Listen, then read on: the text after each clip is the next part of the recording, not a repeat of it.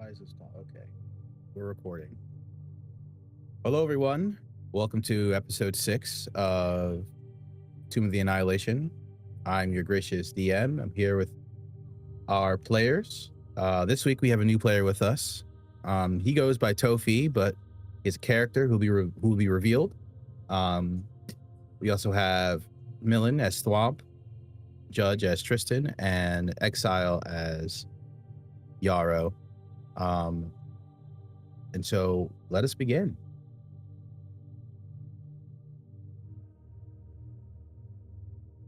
Where last we left our heroes, Grimguard, still reeling from their last mission, decided to make the decision to return to the city before venturing deeper into the unforgiving wilds. They had survived espionage, sealed with their writ of adventure at Fort Balarian, and even managed a brief, if eerie, moment of peace at the coastline. But not everything was right. Ridley was changing. The road back was long and hot. The sun bore down without mercy. The ocean breeze did little to cut through the humidity, but Grimguard marched in silence, tension between them and the jungle growing with every step. They stopped again at the coastline to rest, waves crashing in rhythm as they gathered their strength. But while the others took refuge in the shade and in the ocean and on the sands, Ridley wandered toward the surf. Staring into the ocean, unblinking, there was something calling to him, watching. Then the seals appeared, towering, unnatural. The seals emerged from the sea or from the coastline, frenzied. Thwomp snapping Ridley out of his stupor or his trance, relieved the seals of their frenzy. Later that night, a twisted, bloated, evil, abyssal energy creature rose from the ocean. Horns spouted out of its skull. Its roar was frightening and inflicted psychic waves of despair onto the party. The group leapt into action, Yara firing some arrows, Tristan raising his hammer, Thwomp trying to be a hero. But Ridley didn't move. He was stuck in fear. As the fight broke out, Thwomp, the ever unreliable guide, vanished. And the party fought an onslaught as Ridley remained trapped. And in fear, he mindlessly ran towards the creature, and the creature fired its horn off, impaling Ridley. Eventually, the grotesque monster went back into the ocean. And as danger passed, the party had a conversation with him. But as time went on and they realized what was happening, they decided that it's best for them to get going as soon as they got out in the morning. And so they did. The next few days were a blur of survivals, storms rolling in, heat, sleets of rain, howling wind, lightning in the sky. With every mile, the terrain worsened, mudslides, tangled vines, rotting plants, the stench of foul beasts and undead beneath their surface, but they pushed through with exhaustion, bruised and battered. Yarrow led them into the jungle, but nevertheless, they got lost. At night, their camps were restless. Screams echoed from the jungles. Thwomp awoken with a massive gorilla standing over him. Ridley, delirious at this point, lost in visions, half whispered in his dreams of the deep. But by the time they reached the coastline again, and civilization looked real, the party had come out, seasoned, ready for their next adventures. Port Nyanzaru was standing still, bustling, bright. Was a relief for the players, for the character, for the player, for Grimguard, but Ridley wasn't really feeling it, so he decided that he would stay back for now and remain in the Harpers Tower where he could feel safe. The rest of Grimguard returned to the hut where they tried to make sense of what happens. Supplies were low and their guide unreliable. They now had another mess they were dealing with. Kalen reporting sightings of someone who was stalking Yarrow. Was a sanctioned guide. And so they went and met with them. Azaka Stormfang, a mercenary with a group of 6 men. She was a towering, fierce huntress who was admired Yarrow's ability to be out in public as a hybrid. Over meat skewers and sharp drinks, she offered a deal. Help her recover her stolen heirloom from her family, an ancient marked mask, tiger mask, taken by the Terrafolk, and she would guide them into the deep jungle. Tristan, the ever-cautious leader, accepted a new path forward and a new ally. But with Ridley gone, they need to fill the place of the journey where they could begin. The jungle is ever-changing. Creatures were warping. Something is spreading through the land. Old magic, abyssal, and vile. Grimguard had seen a glimpse of what waited for them beyond the tree line. And Cholt? Well, Cholt was just getting started. And so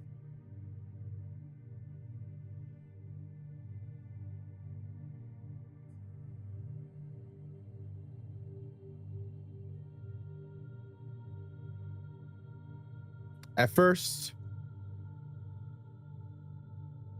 we find ourselves with Chirp.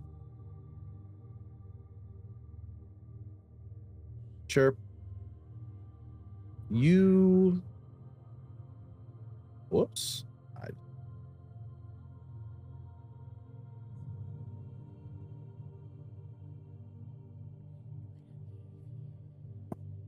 Sorry, guys. 1 second. I have everything in place, but I'm just a little discombobulated.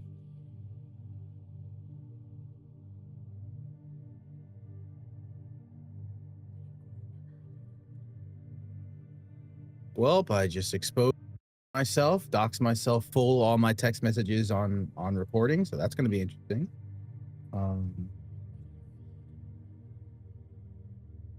Luckily, you can edit it out. Yeah, thank God I don't stream. Post, baby. Cut that in post. Yeah, thank God I don't stream, because I'd be a horrible. I've doxed myself maybe like 4 times already, full text messages, because you know I connect my phone to my computer. Sure. Thank God. So,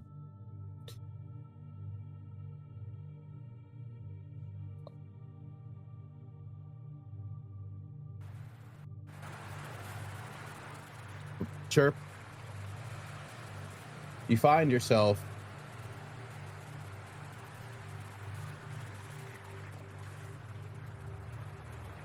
on a boat as the humid air clings to your feathers on the Azor Drake and it cuts through the waves, the hull groaning with every push forward to the Chultan coast.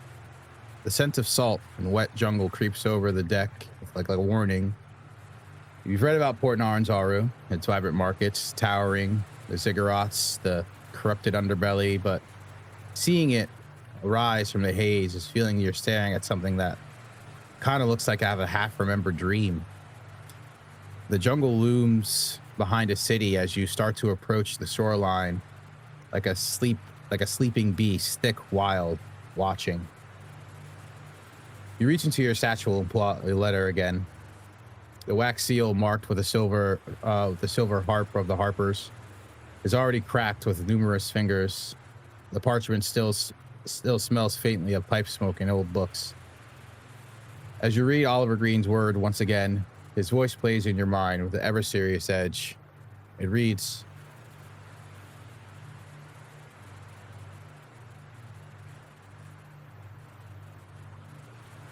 Chirp, by the time this letter reaches you, your ship will be pressing into the jungle coastline of Chult. You know it by the unnatural stillness that clings by the waves, like a jungle holding its breath. But we need you.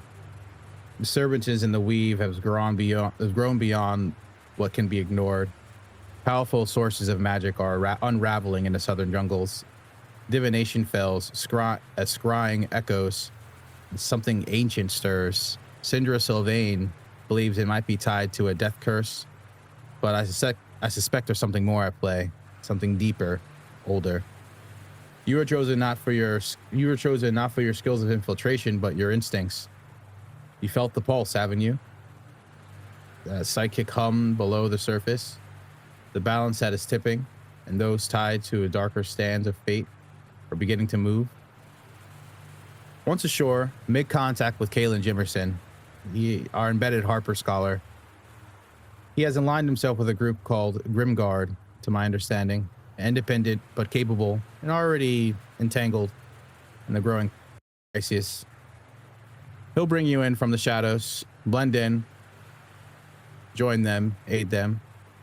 You are authorized under the act, under full discretion. If we fear is true, Chult may become a crucible. And with every blade, every mind, and every whisper, I need you to see this through. For freedom, for balance, Oliver Green, High Operative, the Harpers.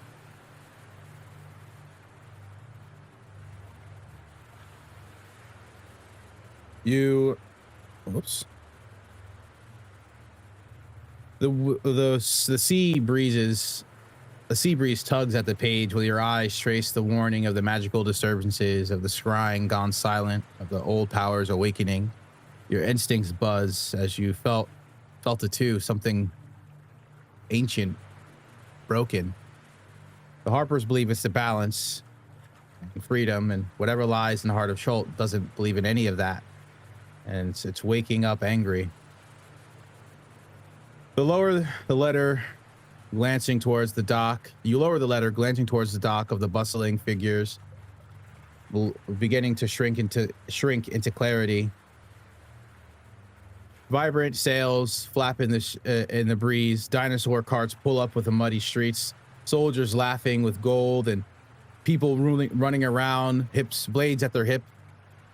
You're supposed to be with Kalen Jimerson, another Harper of this group called Grimguard. You're not too sure who they are, but your orders were clear: blend in, aid them, and uncover what's unraveling there. But deep down, you know something's more important happening. You feel it waking in a storm. The built bell rings as Port Nyanzaru approaches. You tuck your letter away as you step towards the gangplank. It's time to get to work. Chirp. Indeed. You find yourself at the port. It is beautiful. Hold on. Transitioning. Sort of just a little bit of flavor, I think I'd like to add. As he was reading that letter, his crest started to flare up in the building tension as the letter went on. It started kind of normal, but I think maybe as Oliver Green tends to do, it was a very enthralling letter.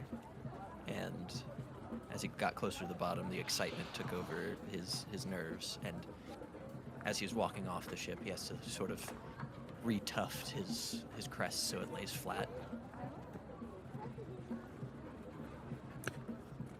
As you recrease your tuft and you lay flat and you walk into the streets, you see a bunch of different types of folks. You see tabaxi, lizard folk, humans, or Choltons, who are, basically islanders. They look like, dark skins, braids or dreadlocks. Some have cornrows, some have, afros, some have short hair, some are bald, men, women.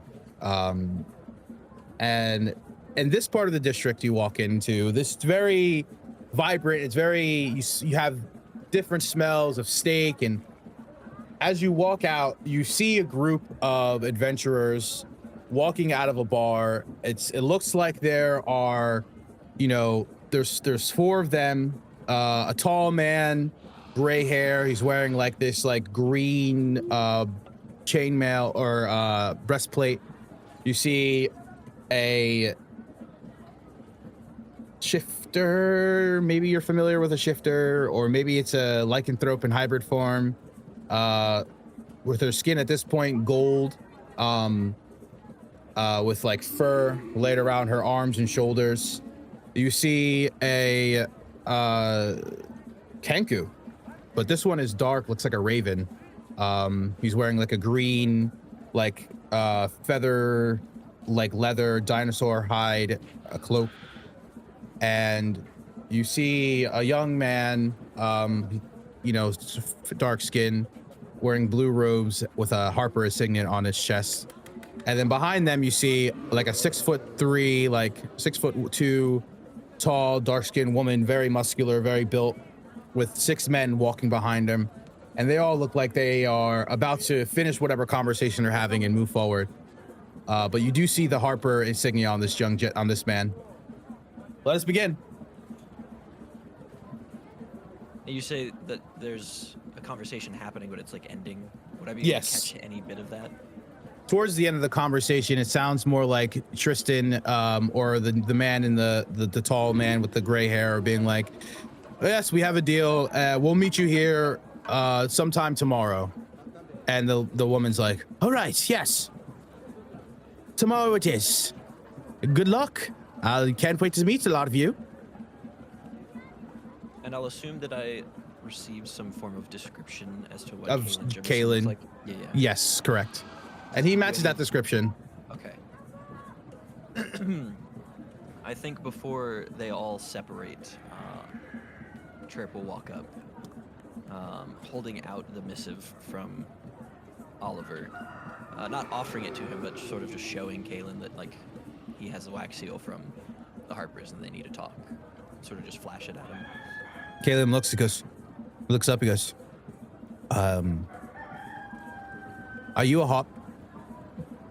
Are you from the mainland? Chirp.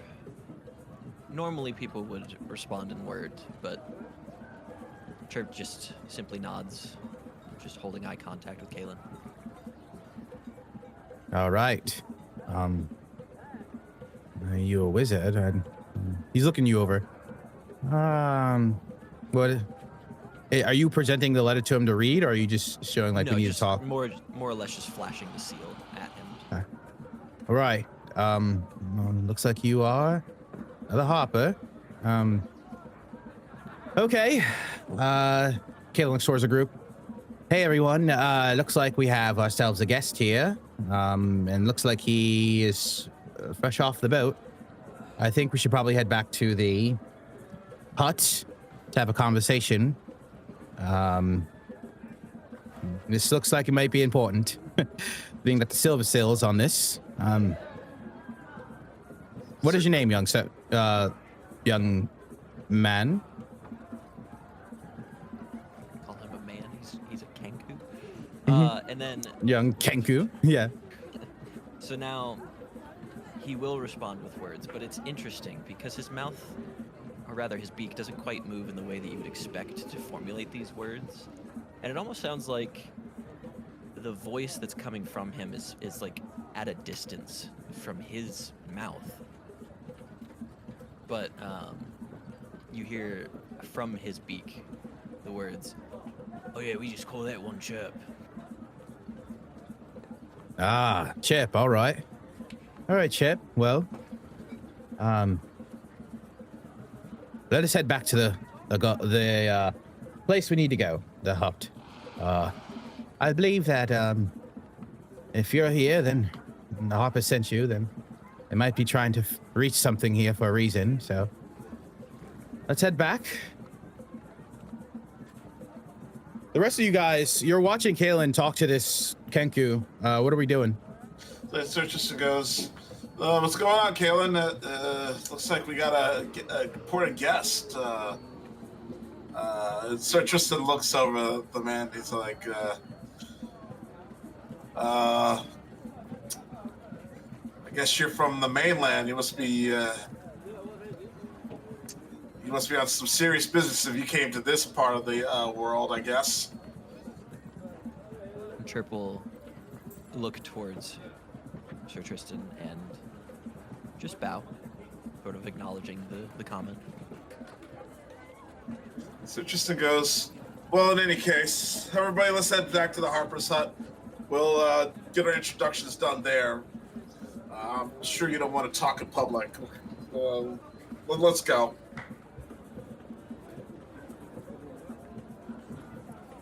You guys head back to the Harpers headquarters.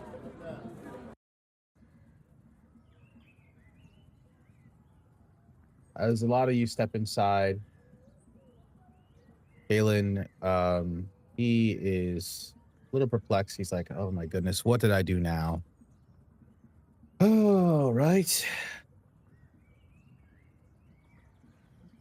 Sir Tristan takes the time to sit down in his seat, and he folds his hand in front of him. He's like, all right, so obviously you're here on Harper business, but what exactly is that business? I'm trying to think if he would have heard somebody say this or if he's only gotten this information in a missive.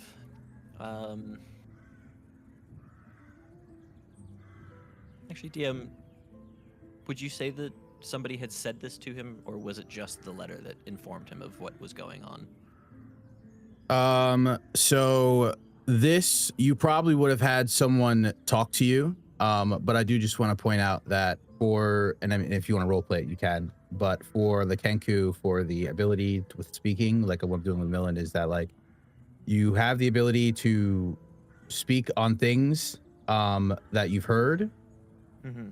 And so it's not as restrictive as, you might think. So if you want to have more dialogue conversation, you can. Like I've given Millen that option as well. And so, but in this particular instance, one of the people at the Harper's headquarters in New Hawk's Nest definitely told you what your mission was going to be. The spy master definitely told, well, not the spy master, but one of the sergeants of the spy master told you what your mission was, and it was reinforced in that letter that you got from Oliver. Okay. I think I would first look to Kalen to see if I could get some kind of a sense as to whether or not Kalen truly trusts these individuals. The people he's with? Yeah, or if he's like being followed by these guys and he just can't shake them or something like that. Oh yeah, sure. Give me an insight on the situation. Okay.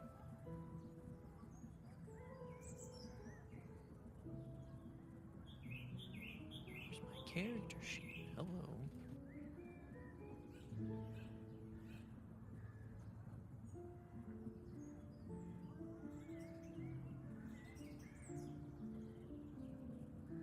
Just a moment.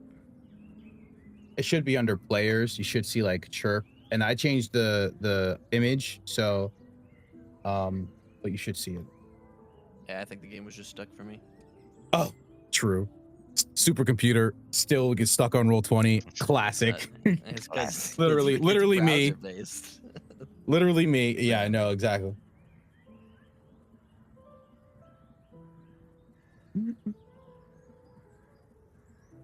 As all this is going on, Thwomp is like trying to look over Chirp's like, seen you before.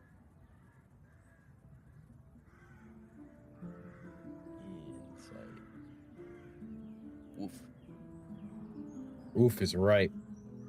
I mean, you really can't tell.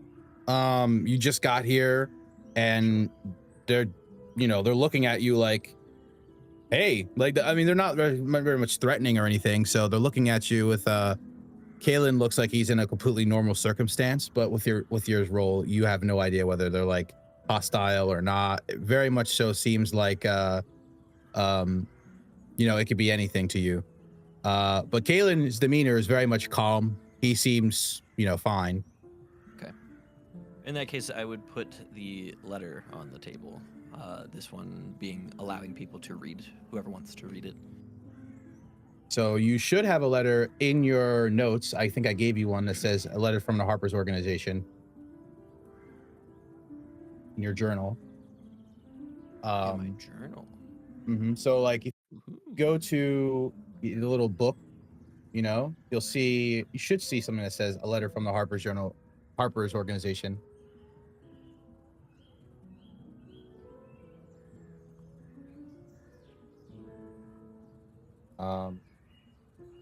But the letter, he shares a letter with a lot of you guys. Kalen reading it over goes, "Oh, great. Oliver sent you here. Right. I mean, if Oliver sent you here, I guess that means that you are here on top secret, or at least need to know. So I guess you're here to help us with our overall objective." Like Sir Tristan puts his feet up on the table and he goes, I see. You're basically stuck in the same mess we are in then. Okay, so here's how this is going to work. What are your abilities? What are you good at? And how effective are you in battle? Kalen goes, Tristan, it's a little rude. Why don't we all introduce ourselves to this young Kenku? You're right. You're right. Of course. My name is Sir Tristan, Order of the Cog. I believe we're the third. We had a terrible night last night. I believe the 12th division of the Iron Gauntlet.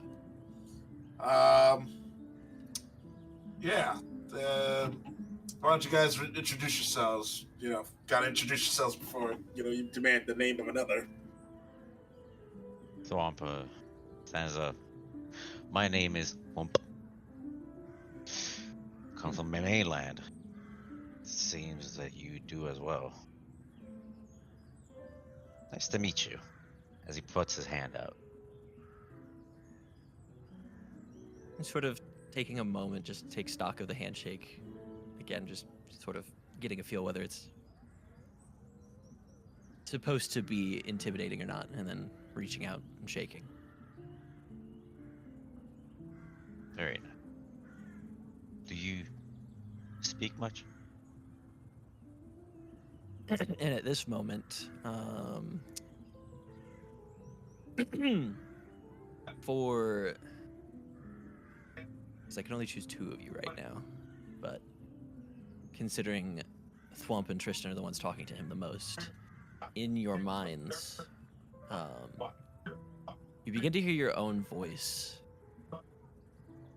It's strange. It's like you're thinking about things subconsciously, but it's completely out of your control, and you can't quite stifle it. I mean, you could. You could definitely put in the effort, but then using your own voice, he sort of talks to you both. When I do talk, I tend to use other people's voices in their heads. It's a little bit more beneficial for me and my work. Caught off guard, but I'm gonna assume that was you. Chirp will nod. So Sir Tristan goes, I've seen weirder. Yeah, like Ridley did that one time. Nothing super new. Very useful though. Just I don't know, caught me off guard. That's why I waited before to use this to talk to you all. It's better to use it in safer places whenever you're not using it for nefarious means, I suppose. Is there anything that can give you away in this method? So we can recognize that it's you and not something else? I suppose I haven't quite worked that out. A way to differentiate my voice stealing. from other creatures and things like me. I understand. I don't do it. I don't do that manner of speaking. I learned mine from as childhood. This isn't my actual voice. This is a voice I took from someone who I very much respected, but fortunately passed away. This is how I honor them. See. I would like to ask for Tristan and Thwomp. Are you guys responding to him out loud? Yeah. Yeah. Okay, cool. Yeah, Kalen's looking at them like, guys, what are you talking? Who are you talking to? It's like Sir Tristan goes, our apologies. It seems he's using some sort of, I guess, telepathy or something like that. We can hear him inside our heads, and we're responding, via voice. I'm sorry, but I've dealt with some people like this before, and the Order of the Cog. We get people from all over, so I sometimes talk to those people so often that it's secondhand to me now. But I guess this is your first time, Kalen. I just hear you guys talking to no one. Why don't you introduce yourself, Yarrow?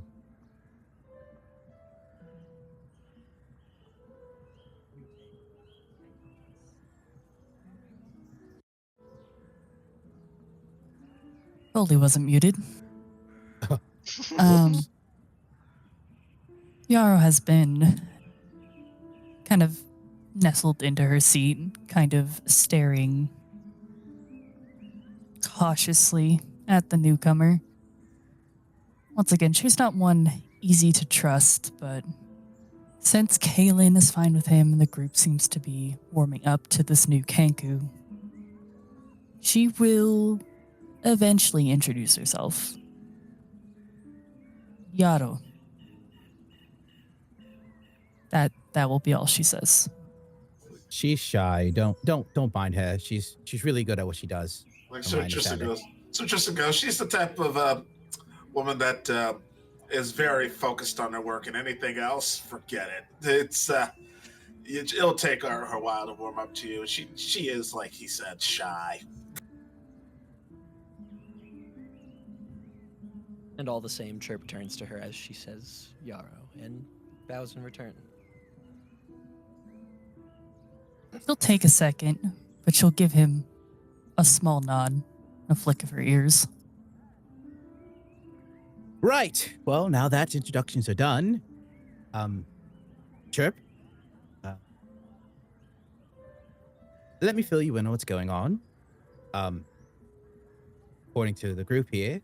But by the way, there's one more person named Ridley. He is in the middle of a 20-year-old life crisis. So he is not going to be joining us a little bit. Hopefully he'll get better. Apparently he's being haunted by something. I'm not sure what.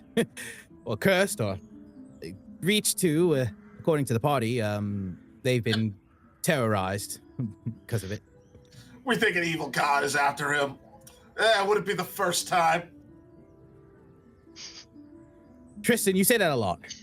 What have you done in your life? You know what? I mean, you are a hero, so whatever. Anyways, so essentially, we are about to head to a meet with our friends. I believe the lot of you said you needed to, you guys want to do some wash for the next couple of days, something like that, and then you guys were gonna head out to Camp Righteous and meet with your guide. Yep, that's affirmative. Sir Tristan goes, yep, that's affirmative. Sir Tristan lays down a map, and he goes, so far, we've been here, and here. He points to the jungle. He points to the parts that, they stumble through the beach, and then he points to Fort Arion, and then he points to camp to the Port Nyanzaru. And he goes, lots of blob monsters or whatever happening here. Essentially, we think there's been reports of blob monsters coming out of the forest or the jungle, and they've been as far sighted. We saw them as far north as the beach, essentially, and it's bad. We think the ocean might be infected as well.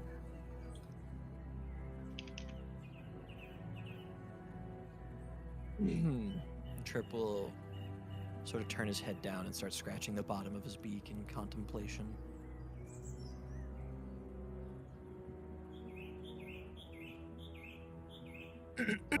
And by the way, for Vampa Tristan, our psychic link is for 3 hours. That's what that D8 roll was. So keep that in mind. But in response to Tristan, Chirp will sort of... So he begins his contemplation, but then he responds to you in your head. Is there a chance that this Ridley fellow is a source of this? I mean, he was with you all, and you're not dead.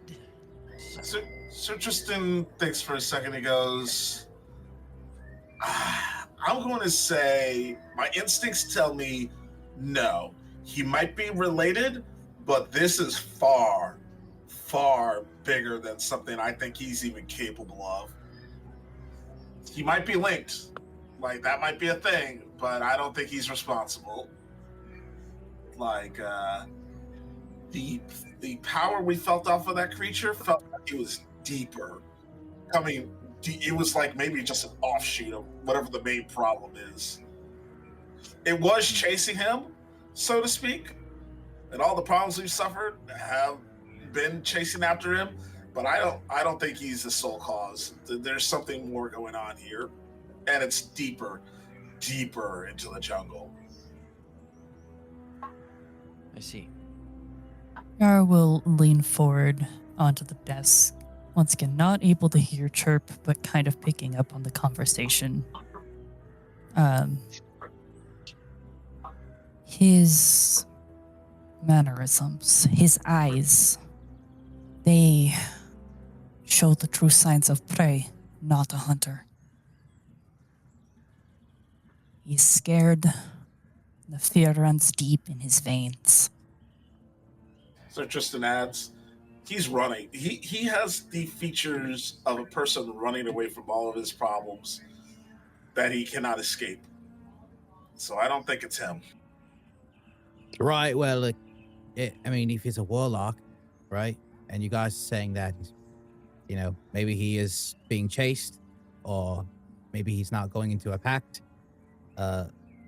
These type of beings, these damn gods, are so pickled with their approach to things. So I'm not sure he might be the source, but there's a lot going on here in Chult.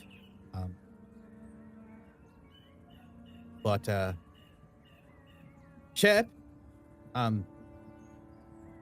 what are your skill sets, my friend? Are you a wizard? Are you a mage? Or are you? He looks at you and he's looking at your clothes. What would you describe to be wearing at this point? Like, I know you have your image, but like, what would Chirp be wearing coming into Port Nyanzaru? And I think what I'll use is the description that I had provided before, because I think it's still accurate. Mm-hmm. But so what you see before you is indeed a Kenku who appears to have traits of magpies. There is a great deal of black feathers, which in candlelight is they're slightly iridescent. Some hues of green and purple show off at just the right angles. But in between all of the black iridescence, there are these white patterns that sort of crawl up the back of his neck and are capping his wings, which he does have, though they seem to be non-functional. He carries on him, adorned with white leathers that are underneath his deep royal blue cloak from the Harpers that bears the crescent moon with the harp on its brooch. And underneath the cloak is a set of daggers and a small crossbow. Or a short bow, rather, sorry. Although, for anybody who's particularly perceptive, you might find that there's very little wear on the straps which keep the blades in their sheaths. And the bow is taut still. It's almost like they barely get used, but they're still there.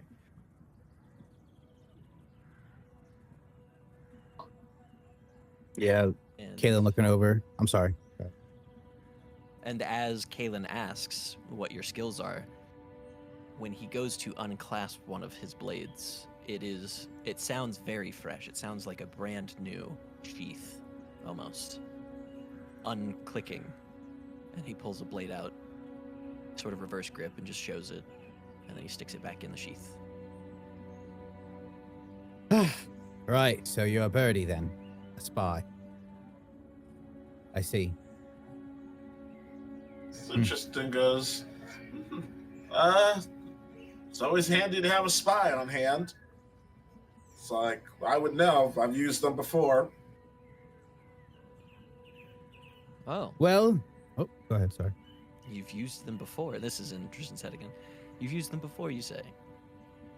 So Tristan goes, yeah, back in my days when I worked as a commander for the, back when I was a sergeant in the Lord's Alliance, and then I also used them when I became the commander of the Order of the Cog, essentially. They, I find they help people keep honest, essentially. And it's always handy to have information to protect the populace. Information is everything these days, and I've written papers in the future on the future of warfare. They're going to become even more important in the future as warfare changes. As to be in the company of someone of your pedigree, I should be happy to assist in ways that you understand are beneficial. Sixer Tristan goes, oh, don't flatter me. I'm just a man, honest man doing honest work. Aren't we all, good sir? We find ourselves back.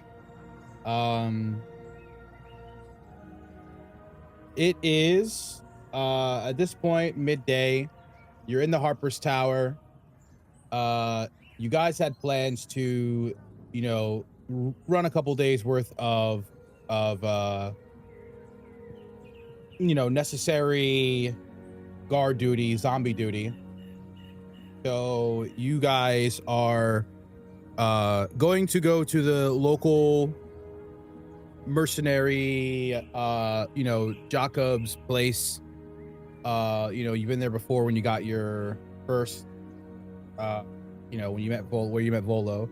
By the way, Volo is like desperately wondering where you guys go because he sees you guys at the Thundering Lizard, then you leave, and then he can't find you in town anywhere.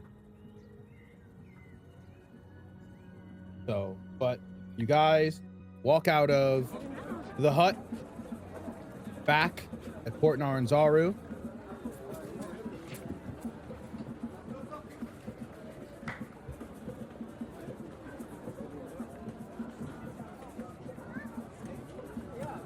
You got some time before it's night. It's about 2 o'clock. Anyone we want to meet? Anyone we want to talk to? Anything we got to do before we get started?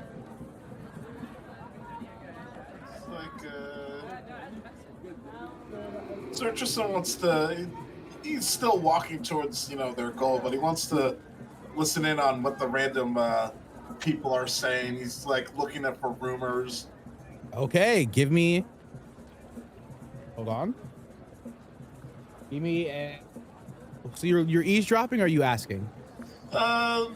He's making small talk with people, etc. Like Okay, 1d6. 1d.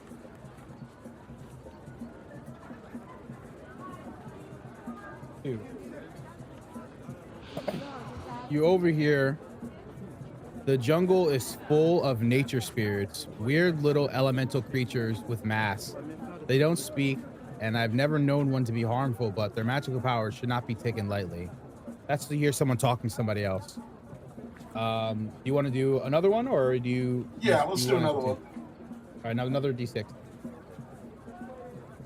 3. The Order of the Gauntlet came here to cleanse the jungle of the undead, but they lost contact with them 2 weeks ago. They're barely hanging on from some rumors, and people are starting to get concerned that there is no authority over the Flaming Fist. Like, Sir just goes, that is an emergency level situation. Sir Tristan wants to investigate those rumors. So you heard that, and you approached the people who were talking. You were overhearing them. It's 2 people sitting down at like a local restaurant, like kind of gossiping, you know. Like, Sir Tristan decides not to use his authority just yet. He goes, sorry, could sirs and possibly madams, he kneels down. Two women. 2 women. Sorry, madams. I was wondering, I couldn't help but overhear you. You say that the Iron Gauntlet's authority might not even be real here? Like, that sounds like bad tidings. Do you have any more information on that? Yeah, so basically I came back from, she's like a fair-skinned, blonde hair, like woman. And basically I came back from, an adventure, and my party got killed, and so we were on our way back, and from Chikaro's Bay, and, on the boat, I heard some people saying that, like, the Gauntlet are gone. Like, there's none of them left, or people can't find them, and that, like, actually the Flaming Fist just have full authority here. Wow. Sir Tristan goes, Sir Tristan feels like a deep emptiness inside of him, and he goes, I see. Have you heard anything else? Like anything about Camp Righteous? No, but I escaped from Chikaro's Bay, and I'm gonna be real. I am too afraid to ask for help. I'm just gonna leave. The guy who sent me there, he was too foolish to think that he can go with a bunch of newbies. Called himself, what did he call himself? So Tristan goes, did he happen to have blonde hair, and did he have a regal appearance? Yeah, he was like an older dude with blonde hair. Oh, he called himself Kenley. He was like, my name's Kenley. I was like, all right, Kenley. But yeah, Kenley, he's like, I think he's like either dead or captured, but like the rest of the party's like dead. And I don't know why the pirates are keeping him there, but It's like Sir Tristan's thinking is in his head, if this is one of Seth's, aliases that he uses when he, as a king, when he goes incognito or whatever, if he would know that. give me a history check, see if you would know that.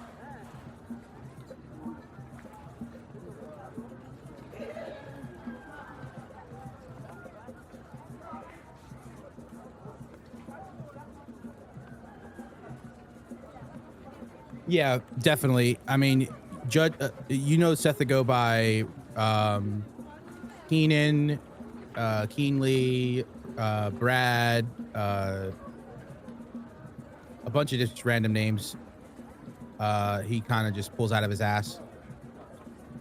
So this is definitely one of them he's used before. Yeah, for sure. It's like Sir Tristan goes, you've been immensely helpful. Thank you. I'm terribly sorry that you lost your party. Yeah, I'm I'm just a healer. Like, my name's Megan, by the way. I am a druid, but like, this place here is so toxic. It's hard to even deal with it. Sir Tristan goes, oh, by the way, do you happen to have a piece of paper? Not on me. in the middle of talking to my friend, and her friend is sitting there looking at you like, who the fuck is this guy, and why is he talking to you like for this long? So, like like, he's a Sir- creep. Let's leave him alone. Like Sir Tristan goes, I'm actually famous. I'd like to give you my autograph. Take it to the mainland, and if you give it to somebody, they'll pay you a lot of money. Who are you? Sir The other girl's like, yeah, who the hell are you? Sir Tristan takes out his badge. Sir Tristan, Order of the Gauntlet, 12th organization. You might have heard of me as the hero of Bahamut. You know, the Savers of Waterdeep and all that. Both look at you like they have no idea. They look very young. These girls probably look like they're like 19. Sir Tristan goes, just say you met me, and you know, you have an autograph, and Sir Tristan takes out a note from his page and he signs it and he gives them to them. Consider this payment for the information. Now I'm gonna leave you guys. So see ya. Bye. Tristan, you're back with your party. So Tristan goes, all right. There's some interesting things. We better. So I learned some things from those two women. One, a very important person from Hawksmoon has been sighted in, and has probably been captured by pirates. And if it's right, it's the person I'm looking for. Can't go into too much detail about that. But more importantly, we best be very, very, very prepared before we go to Fort Camp Righteous. There's talks that the entire the rumor on the streets is that all of the Iron Gauntlet have been basically either annihilated or completely kidnapped or disappeared. And basically there's no authority here other than the Flaming Fists. So we best really focus. I want you all to focus in on these hunts and get as much money as we can, because we're going to need to prepare. We can't half-ass this one.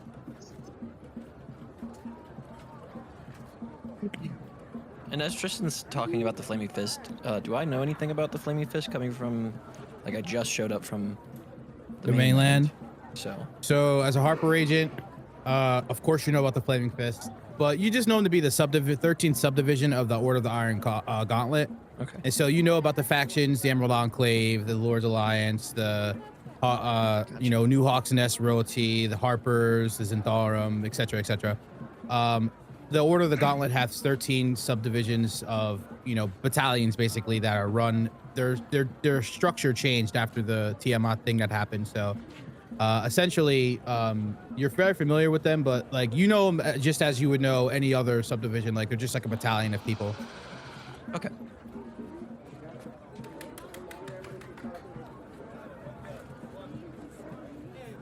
Kalen goes, right, that's pretty bad. I'm not gonna lie. So what do we need? We need some money. I got like 5 gold. How much money do we need?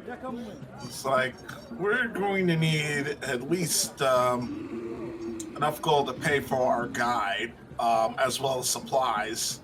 Let's see. So we definitely need we definitely need camping supplies, an explorer kit, essentially. I think we're pretty good on gear, but we need raincoats, ponchos, that kind of thing. I think that's a part of the kit. And all told, I think we need at least we definitely need at least 150 gold, I think. Well, you know, I got some of 160 these. actually. Kalen takes out 3 healing potions, blue, beautiful healing potions. So these are the rest of the healing potions I made from that blue tulip I told you guys about. While we're out, I mean, I'm coming. You guys want me to come with you, right? Affirmative. Yes, definitely. Can we be on the lookout for some of these bulbs? They're really powerful. As he gives a healing potion to Tristan, a healing potion to Thwomp, a healing potion to Yarrow and be like, I don't have one for you, Chirp. I was preparing for them, but if we find someone, I'll definitely give you one. Understood.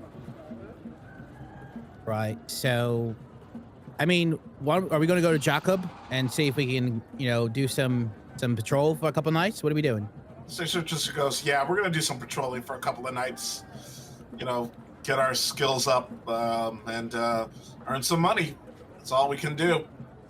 All right, I'm gonna go talk to the contact then as arbitrator, and a lot of you guys head over to Jacob, and I'll meet with you guys later tonight. Let's say we meet at the Thundering Lizard. Sound good? Just goes, sounds good. Right. I'll tell our contact, our guy, that we'll meet with her. What, 5 days? Just nods. Yes, 5 days. Right. And I'm gonna go talk to Volo, because he's been looking for us, and I'll talk to Udra and tell her what we're doing, and then I'll get back to a lot of you. Sound good? So Tristan goes, oh yes, and definitely impress upon Udra. The increased what we just learned. The increased danger is definitely a thing. Okay. I'll definitely let her know. I'm gonna go off. I'll see a lot of you later. He waves, and Kaylin starts to walk into the towards the merchant district.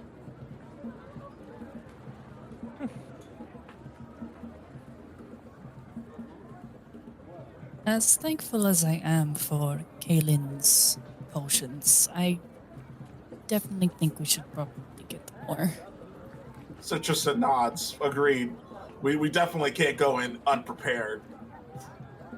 Especially for a month's trip. So just not in addition to what we just heard, like we are definitely headed into the mouth of the beast here for sure.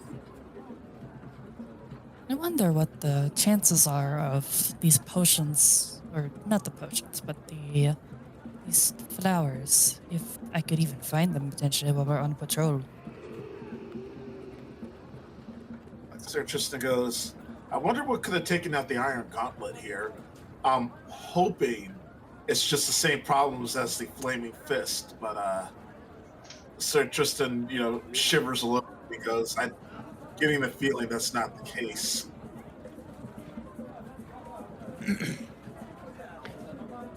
I'd love to take a casual look around, especially with Tristan talking about the Flaming Fist just kind of openly. Just see if anybody's perking ears up or listening a little closer than they should be. Great. Give me a perception.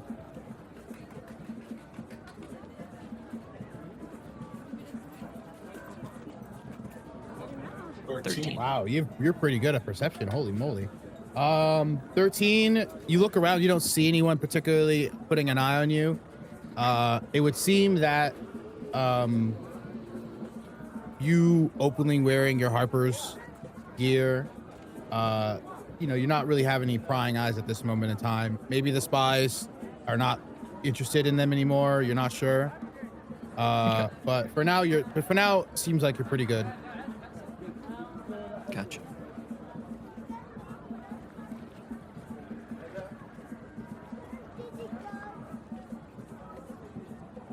Of course. All right. So before we start all of this, we already established we're gonna need 160 for Stormfang's whole endeavor, right?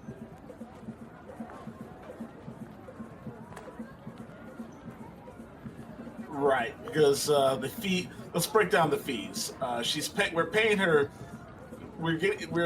3 gold per day, and we get her for 30 days, essentially. Correct? So that's 90 gold on the condition that we help her out. Correct? I thought it was 2 gold per day because you gave us a discounted price for us helping. Oh yeah, that's right.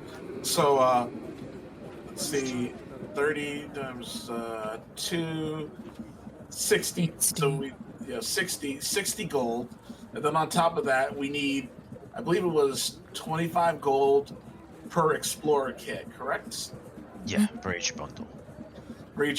And we need 4, so that's another 100 gold. So that's 160 gold, and then plus. And we're not taking her men, or are we? For the first, We are taking her men. That's gonna be 100 for them and 100 for us. Oh, so it's 260 gold. You have 10 in the party fund. So we need 250 more gold, essentially. So 5 days worth of work. Isn't there a bonus per head of zombie? Of a ghoul.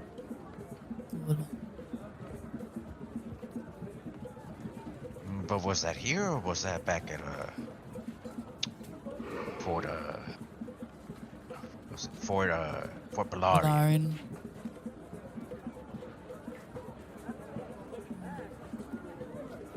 Yara thinks for a moment, trying to discern the information.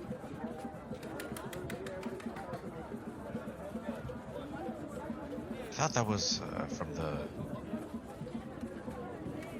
woman in charge over there that told us that. Not here. Maybe there's some way to... Is there perhaps a bulletin posting board anywhere for these types of things nearby? You'd have to ask around. The party hasn't asked that question yet, so that's something you'd have to definitely inquire. Sure. Okay. I suppose we could go looking for a bulletin board, and that would probably clear up this confusion. So interesting goes. All right. So just to purchase a random person. Hello, good sir. Good sir. Can you point us to the nearest bulletin board? Full of town information. Oh, yeah, sure, man. Bulletin board for the mercenaries. Mercenary boards down by the dry docks. Just head towards, fish market, jeweler market district down to the dry docks. There's a giant bulletin board that says Mercenaries Guide, and they have a bunch of tickets on there. So just goes, thank you, sir. You've been a great help. All right, people, let's go. Let's. You guys head shrugs. towards the dry docks.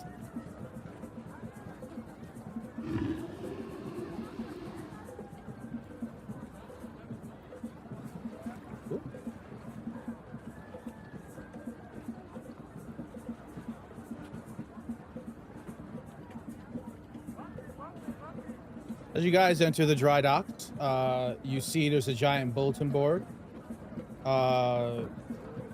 You are, relatively familiar with this area, so you guys head on down to where this bulletin board is, and you see a bunch of, quests. You have a quest for, hold on one second.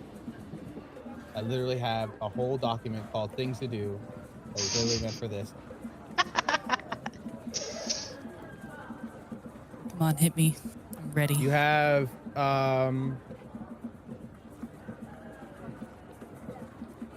a open invitation to the fight arena happening in 1 month. You have a sign for help looking for deep spirits in the jungle. Looking for help. You have a sign that says zombie duty, see Jacob. You have a sign that says dinosaur races open, place a wager. You see a thing for rare herbs, wanted, willing to pay, see the enclave. And then you have a bunch of different guides that are posting like a here are my services. And so you see guides, you see a person named Eku. You see Azaka Stormfang, see her there. You see this people named you see named Farrell and Gondalo. Farrell and Gondalo. You see a guy named Hugh Hawkinstone. Masha Reeb, which Tristan, you've heard that name before. You see Quasha and Kulipe and the River Mist and Flask of Wine. So you also see Shago there, the guy you met before. And lo and behold, Volo and Sandala. Speaking of Volo, you guys hear, oh, there you are. I've been looking all over for you. As you see Volothrop start coming up to you guys. I've been looking all over town. You guys are really good at disappearing. Where did you go? Sir just goes, that's part of the charm. Yara's ears just go flat and she groans. Yarrow, my favorite person. What do you do? How are you, sweetie? She's just going to say nothing and stare daggers at this man.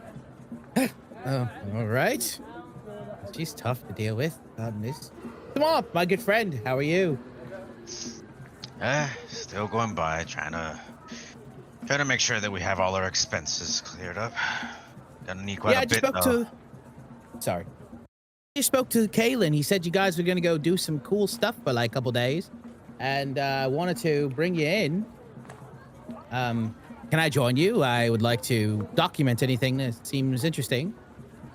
Sir just goes, against my better judgment, you can tag along as long as you don't get in the way. Best not get in the way. No, all right. Ooh, Like, Sir Tristan, another just... Kenku? He comes up to Chirp. Oh my goodness, it's very rare you see one, yet two Kenku of different species as well. That is fascinating. As he approaches a little quicker than he was ready for, there's like a flash of light in Chirp's hand as he like staggers backwards.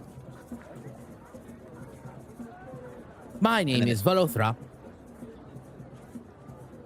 And in his voice, I'll repeat back, Volo. Okay, that was weird. Right, well, free to tag along if you'd like.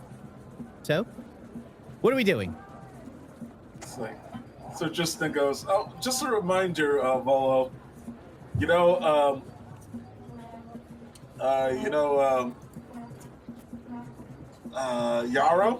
she really will kill you this time if you get in the way. It's like, she's serious. It's like Sir Tristan's laughing a little bit. Oh, all right, Yarrow, I don't want any danger. I'm just here to document. I'm not your guide anymore. I came here to take down my poster as he like walks over and rips down his like guide thing. Well, anyways, so you guys gonna go do some type of quest? What are you doing? So just goes a little money making. We're just gonna be doing we're taking it on the low. We're doing some monster hunting to protect the walls, essentially. Nothing too strenuous. Okay, yeah, I'll come.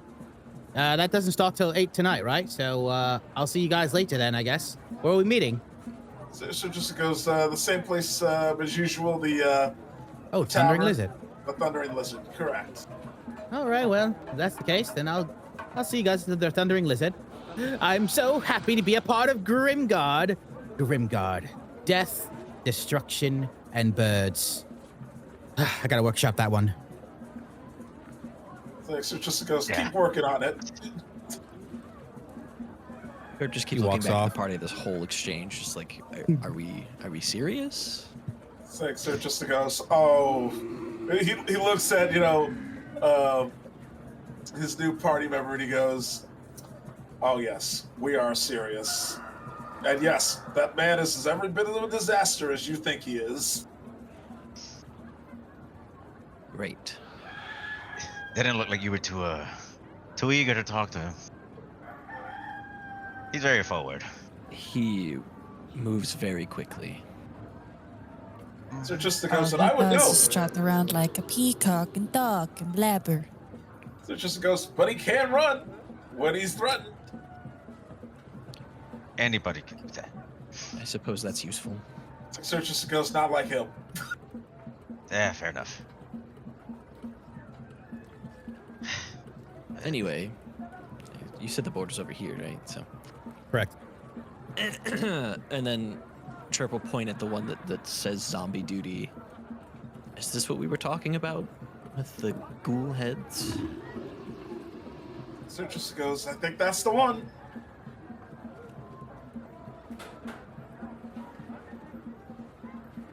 How much does it say is per ghoul head? Or does it So not say? on Does this it just say particular bonus? thing, it talks about zombie duty. The ghoul head they got from Fort Balarian, talking to Lyra, and she said that that was in the jungle. She's willing to pay 20 gold pieces per head. But Okay, so there's no I wouldn't pay specific, that. yeah, there's no specific thing talking about ghouls on this particular parchment. It's talking about zombies. So yeah, I would point that out then. But this doesn't say anything about ghouls. You guys were talking about ghouls, so it must have been from that other place that you were talking or thinking about. Yes, I was mistaken. That was from General Lyria. Well, I suppose well. it's all ripe for the taking. We're in the mood for undeath anyway, so zombie duty might not be too bad.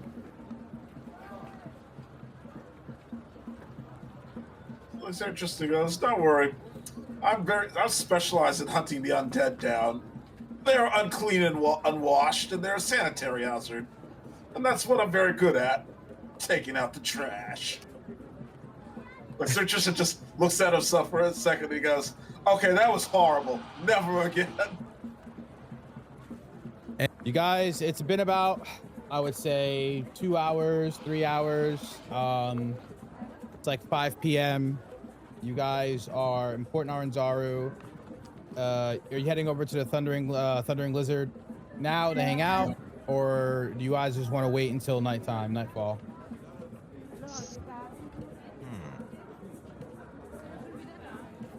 I'm basically asking, do you want to skip, or do you want to go straight to nightfall, or do you want to? Is there anything else you want to do before we start? Thwomp was gonna talk to Tristan now that we're at the tavern. It's like, hey, Tristan, you said you talked to the lady and everything about the bay, right? Sir Tristan goes, yes. Did you ask her where it was? I just realized that we've talked about it a lot, but we haven't really gotten a location. Sir Tristan goes, no. And to be honest, I didn't want to ask because I didn't want to be tempted. As far as I'm concerned, going down to the bay at this point in time, especially given what we just learned from those two ladies, way too dangerous right now. I don't disagree with you on the dangerous part, but information will be helpful to us now and later. That's interesting. Goes, perhaps. I guess it's a missed opportunity. I guess we'll learn.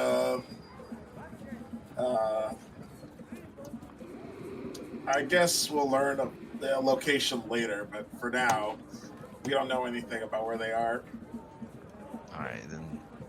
If the opportunity gets brought up, let's try to get that little piece of info.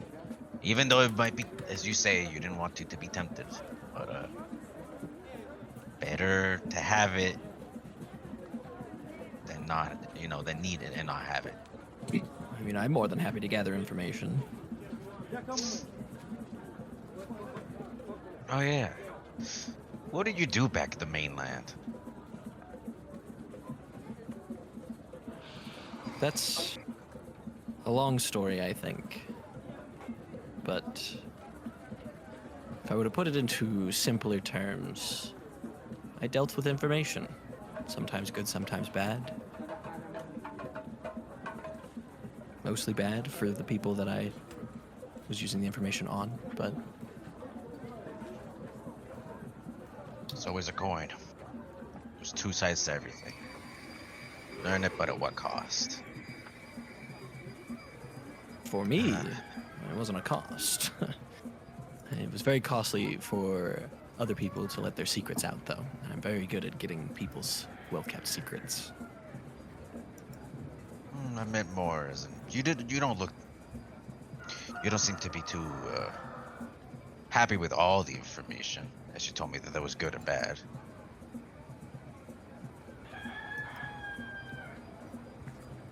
Can't say that I'm too partial in either direction. I meant more of the not good and bad in the moral sense, but just good or bad for the sake of other people standing, perhaps. Okay. You don't get too involved in it. Good.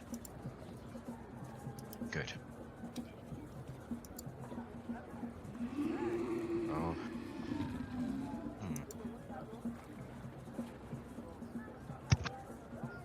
But that aside, I can go do some prying for information on what was it again?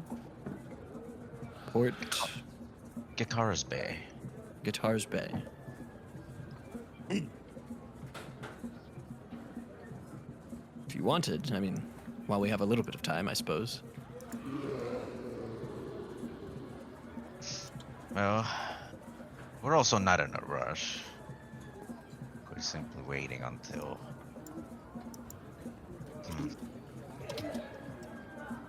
I don't know. I'm out of ideas currently. If anything, I might just go meditate to prepare, but it's up to y'all. It's like Sir Tristan goes, oh, by the way, you said you were a spy, right? How good are you at counter-spy operations? I suppose that depends on how you mean. Sir Tristan Magically. goes, as in looking for other people looking in on us? That, I believe I'm particularly decent at. It's like Sir Tristan goes, instead of going off to search, why don't you keep an eye out here? This tavern has been a known stomping ground for spies recently. It's like Sir Tristan goes, and I'm kind of expecting some to come by later. Like I said, a man of your pedigree, you surely know. Sir Tristan goes, oh, it really doesn't have much to do with that. I just sent a very inflammatory letter recently. Ah. So then there are colors I should be looking for.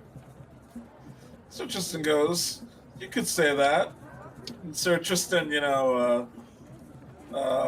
brings out a little book and he shows it to him, and it has the symbol of the Lord's Alliance on it.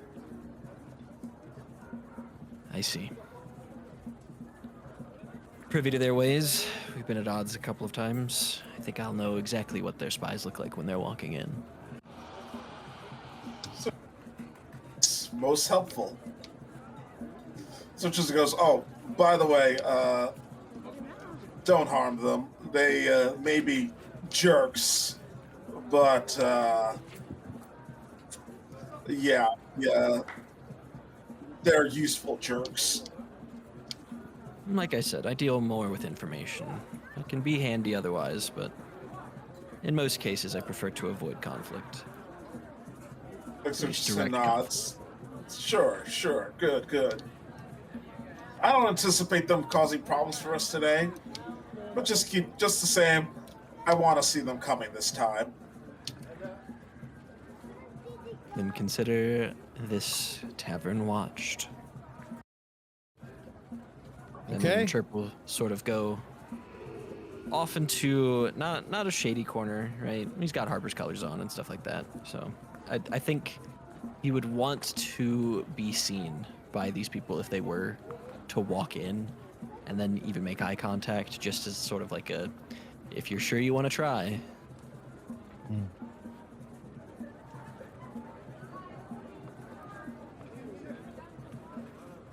Okay. So my understanding, then you guys are going into the tavern and just hanging out, and and you're just keeping an eye on stuff, basically. Yep. Okay. I mean, you guys are able to walk into the tavern. The guards recognize you immediately and move the fuck out of the way. They're like, Grim Guards here. Everyone move. It's like Sir Tristan, has an amused look on his face, and he goes, it's like, good, keep up the good work, gentlemen. He nods. Okay. Taking you guys head inside. Yeah. Oh my goodness. There's a lot of tokens. Let's see. Yeah, where roll 20 would- is going crazy right now. What the fuck?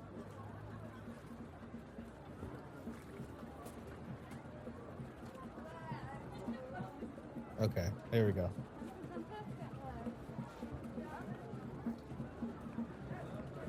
Well, you guys are inside. The tavern's pretty like busy.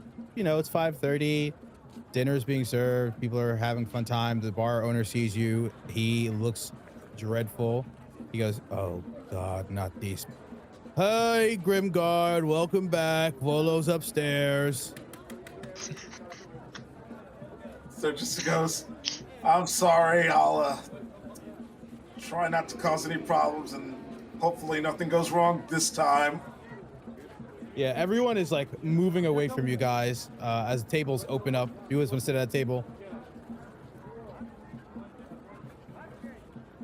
Yeah, Yara will kind of look to the group and she'll be, I will definitely not be going upstairs. And she decides to sit next to Chirp. So Justin decides wherever Yarrow is, he's going to keep an eye on her and Chirp. He's like, you two, I'm not letting you out of my sight.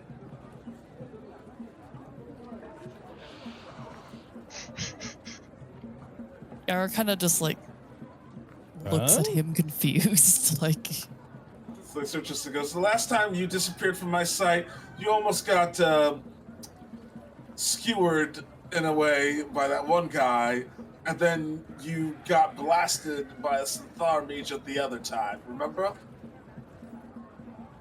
she's gonna kind of lean over the table, just put her head in her hands. Don't remind me.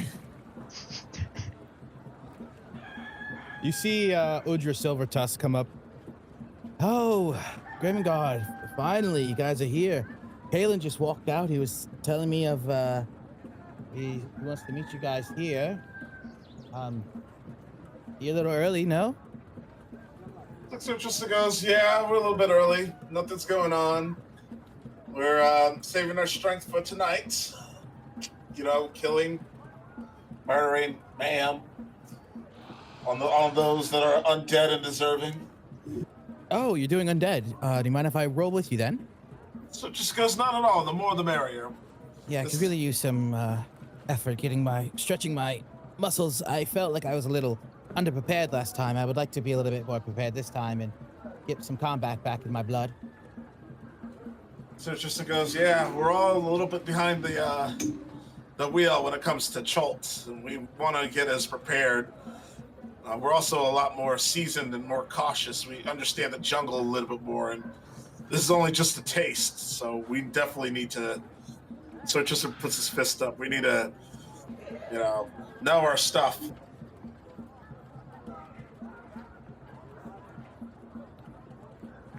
I agree. Yes, Tristan, your leadership is something else, I tell you. It's unfortunate that you have someone who call you. She, like, walks away. So Justin goes, is it just me or is she in love with me? I don't think I'd even have to get into her head to get any sense that she's at least smitten. So Justin goes, I'm flattered, but I am a married man. But I love my wife more than anything. Tristan is a I love my Yarrow. wife guy. So Justin, Yara, he definitely is a I love my wife kind of guy. Go ahead, Yara. Yara was just further burying herself in her arms, just not wanting to think of it. Her head is, like, on the table, down, like, I can't believe this guy. It's so embarrassing. It's like a cringe Yeah. dad. In I mean, public. it's not even that. It's just more like, please. Last time, she got randomly love balled when she opened a door. Like, Yeah. Just knocking on doors. Dun, dun, dun, dun, dun. That was great, honestly. she gives no Pass. fucks. She's not charismatic. No, he does not. Well, time has passed. You have Uldra with you. Kaylin has returned. So there's 6 of you. Kaylin goes, hey, I went down to Jacob and I signed us up because you guys were just hanging out here. So I was like, yeah, let me just go do it for you. So I went down there and I got us all signed up, at least for tonight. He said that he wants us to report to the,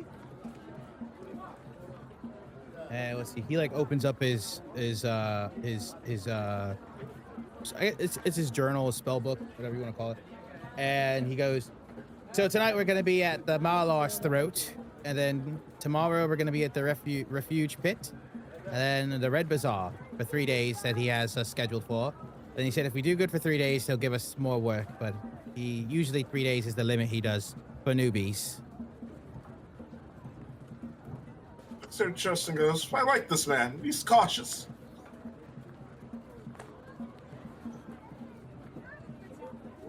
All right, well, let's go then.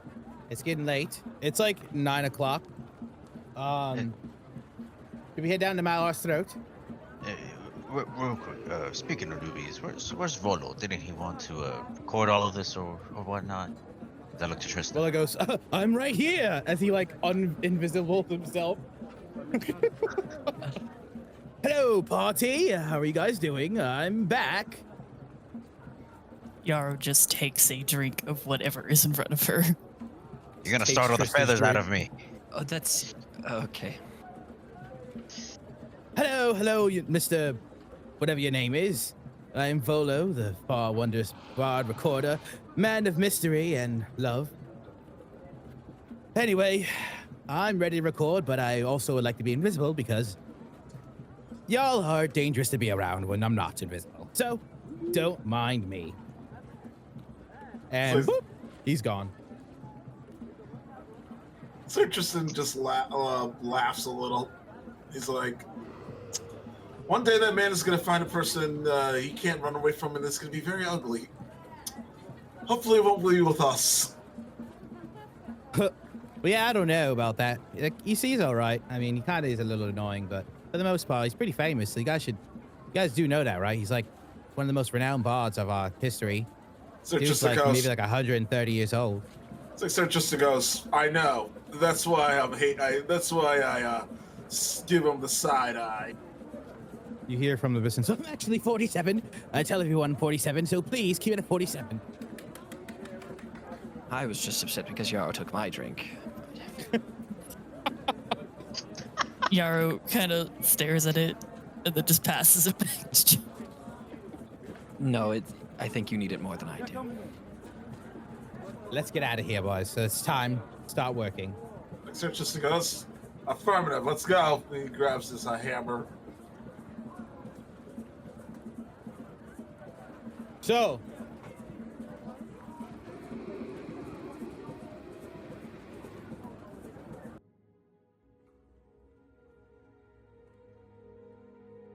nighttime in Jolt.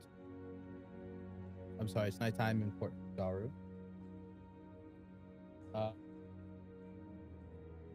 Double check. Taken. Good. Okay, so I believe Yarrow, you can see. Yes. Regular dark vision, 60 feet. Should have dark vision ready.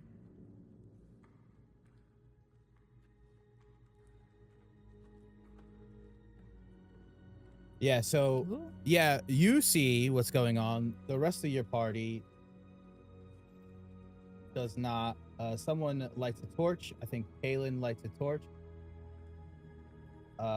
And no, actually, Udra actually cast light on Tristan's time hammer. Here you go, dear.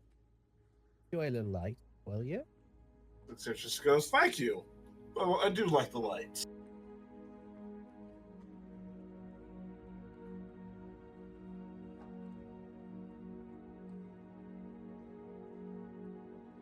All right, so what do? We just wait here for them or what? Where are there zombies here? Oh, there's zombies here, all right. And then Yaro's gonna point to at least the 4 that she can see, pointing to one down the alley to their right, another one not as far. That one is the closest. Maybe about, let's say, 25 from where I'm standing. You guys hear a very, very, very large roar as you guys are talking. You hear stump stamping through the darkness coming in. A giant ogre. Yara, you can see this. Nobody else does. And it is running towards you guys. She immediately grabs her spear and just goes, think fast. Prepare for battle. Initiative. Everyone roll initiative. Yeah.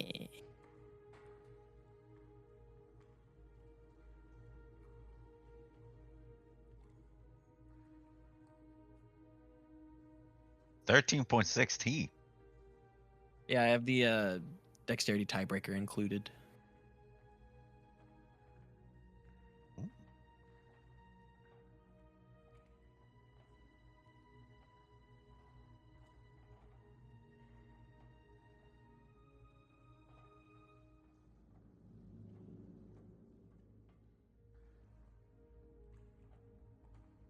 Oh, yeah.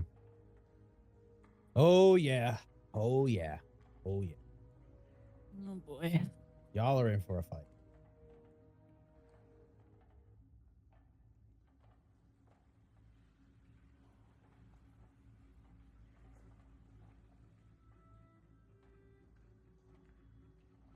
Yarrow, you're up first.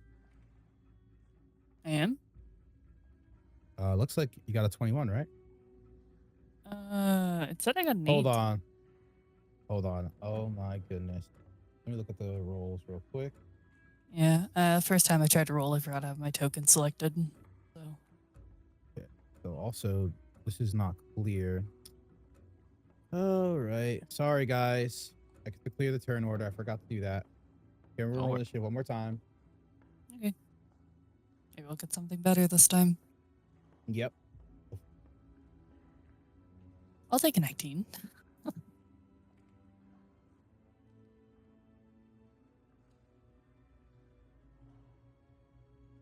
Oh, right. Okay. There you go. Maybe? Yeah.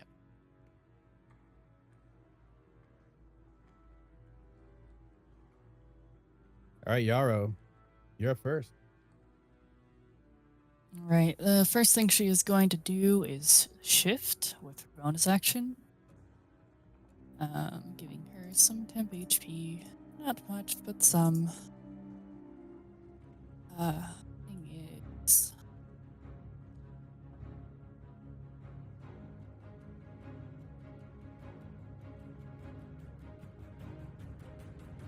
And actually, she's going to take her action to set up a trap directly in front of her, one of her hunter's traps. Okay.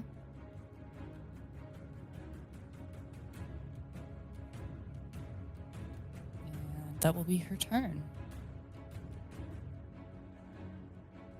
Udra is going to summon her spiritual weapon. And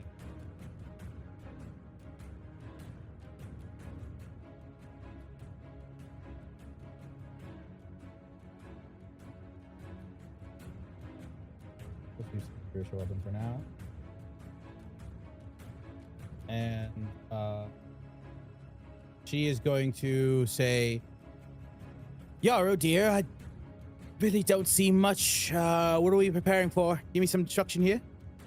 Directly ahead, large ogre, undead, charging straight at us.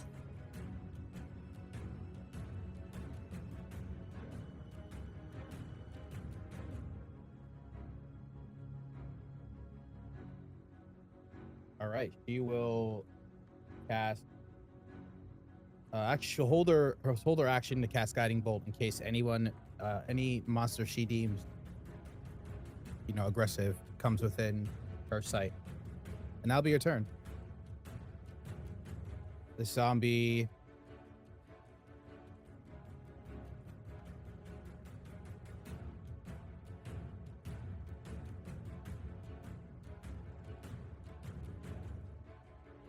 moves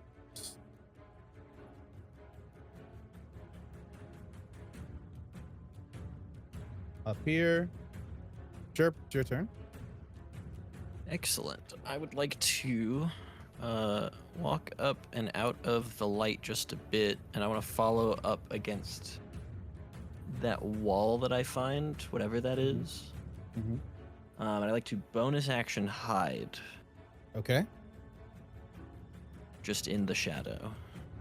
Okay. Hide is a disadvantage attack, right? No, I see I just get to make a advantages. stealth check. And then if they don't perceive me, then I get advantage on the attack for them to enable sneak attack. Oh, okay. So you're just gonna stealth then. Pretty much, yeah. Okay. So give me a stealth.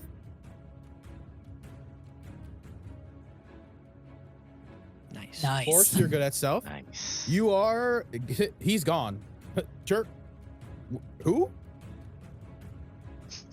And then, because I am just waiting for them to basically come into torchlight, I will then hold my action to use a psychic blade ranged attack for whenever I can see a zombie. Okie dokie.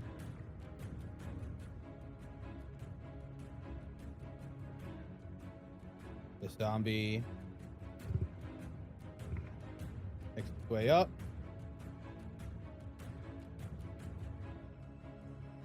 The zombie. Oh man, these zombies are all together. Makes its way up.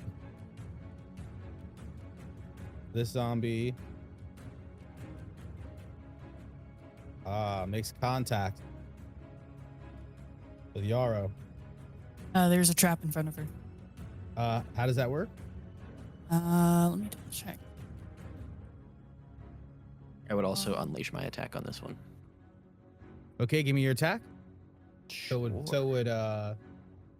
Udra.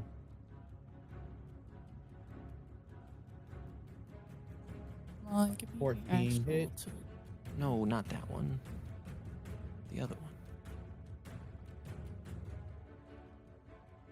Just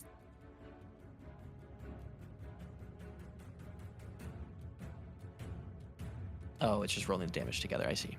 So then you take the first one. Well, you have advantage, right? I would have advantage, correct? So it would be 20 with advantage. Dirty 20. Okay. 20 definitely hits. So this zombie got hit with a guiding bolt, for 15 radiant, and then a psychic blade for 8, as Plus sneak attack. plus sneak attack. There's another 10. Oh, Oh God. Yeah. So it's like a psychic blade gets into it, and then guiding bolt. The zombie disintegrates. It's gone. And if I may, I'd like to describe the attack. Okay. So, just because like he's in the shadows, right? Anybody with dark vision can hardly see him to begin with, but he's hiding. And from just the outer reaches of the torch's light, there's sort of a lavender hue bioluminescent streak that just flies through the air. And after the guiding bolt hits, it goes into the zombie, but you see nothing of it. There's no blade mark, there's no blade itself sticking into it. The line just enters the zombie and then he falls over. I guess with the guiding bolts and the Chirp's attack going off, so I did look up the trap. Is you take an action to set something? They must make a dexterity saving throw of 13 or take 4 piercing damage and stop moving. And after breaking 3, they're limited movement.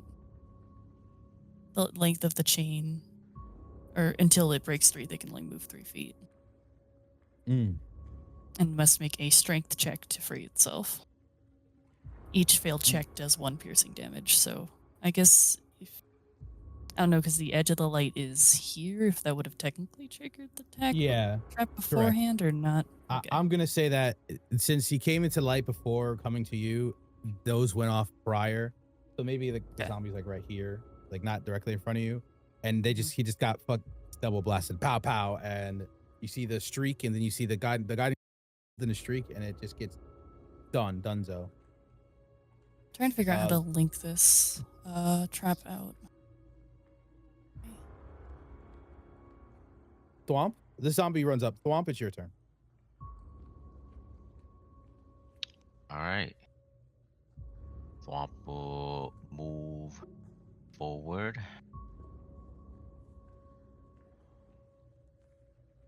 In front of Kalen, but just enough to have like some room for the light because he cannot see. And he's going to hold his action attack if any zombie comes close within the light. Okay, is that your turn? Mm-hmm. Tristan. All right.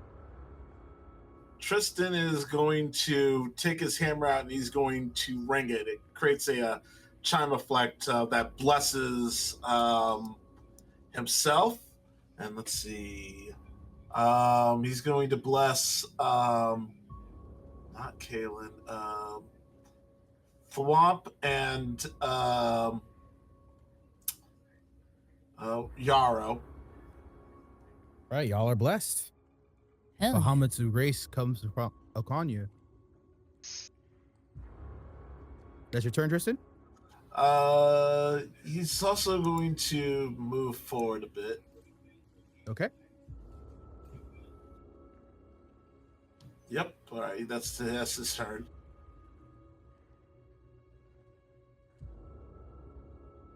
Also, just throw this in because for some reason it's not letting me link it, but I did find it in the items.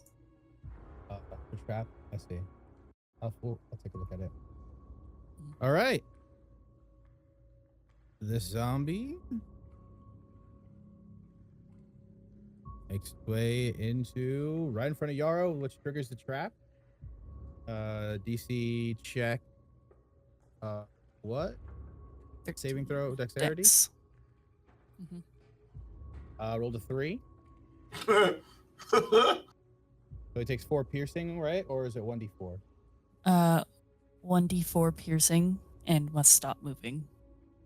Okay. After, but to break free, it will need a DC strength check of 13. It can only move 3 feet, and it's what is it? Each failed check deals 1 piercing damage. Okay, so it's a dex save every turn. Yep. Or a strength check to break out. No.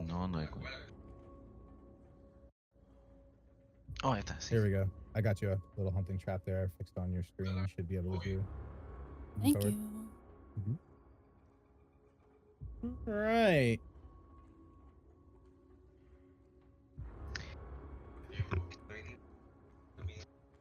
So, the zombie moves up. He's stuck. He's still going to.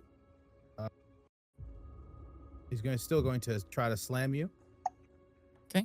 16. That hits. 2 bludgeoning. Right. All right. And now the ogre zombie is going to charge up, push this thing out of the way, and try to attack you with its morning star. 22. Nope. That does hit. 11 bludgeoning. And then it's going to swing at Tristan. 20. Dirty 20. That hits. 11 bludgeoning for Tristan. All right. It is now Kalen's turn. Kalen's gonna step back. He's gonna go to the dark. Gonna go. All right, that's kind of bigger than what I thought. Okay. Well, can't go wrong here. As he casts a magic weapon on Tristan's chime hammer. So you get a +1 to attack and damage rolls. And he is going to say, all right, Tristan, good luck. I'm gonna all right, Tristan, good luck. I'm gonna stay back here for a while. All right. Tristan goes like, just stand behind me and I'll protect you. All right, Yarrow. All right. Yarrow is going to also move back because she has shifted. She cannot take opportunity attack. She's also going to back up.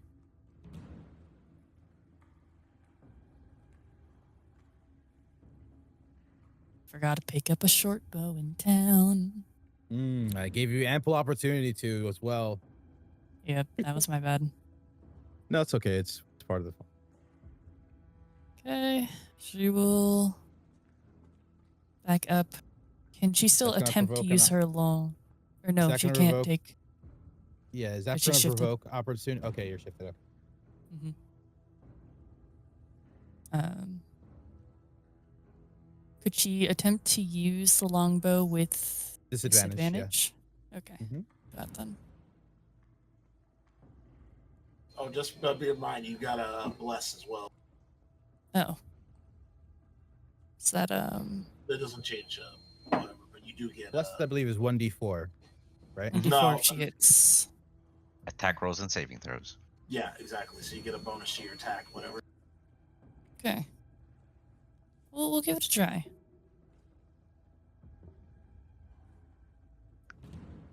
There you go. Oh, I forgot to roll it with disadvantage though. And then you add a And 1d4 to the. It's 24. Yeah. Or is it d4? I think it's d4. Yeah. So 14 hits. Give me your damage. Damage will be 4 on the ogre. Okay. All right. Additionally, she is going to use Slayer's Prey. She can focus her ire on one foe, increasing the harm she inflicts on it with her bonus action. Okay. The first time you hit that turn with a weapon attack, it deals an extra 1d6 from the weapon. Sounds good. We'll roll a 1d6 as well for another 5 damage. Okay. Oh, wow. Okay. Very nice. Okay. That hurts. At a certain Who dra- turn, though. We're just going to move his spiritual weapon up. Going to attack. 10 hits. 7 force damage. Then she is going to she's going to say to her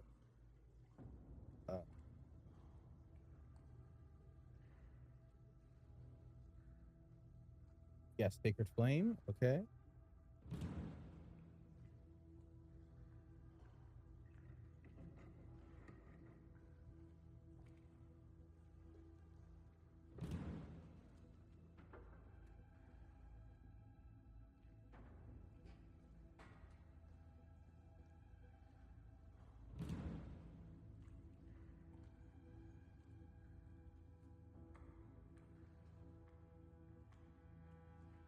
Wow.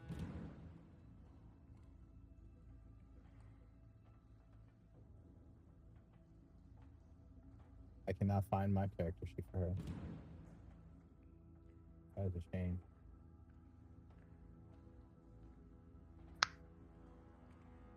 Right, Sacred Flame. Dex save for the big guy.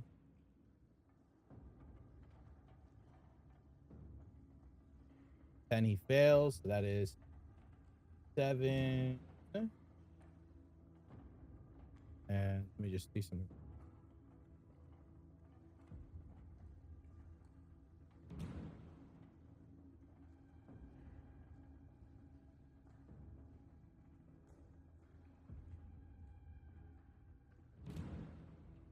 Okay.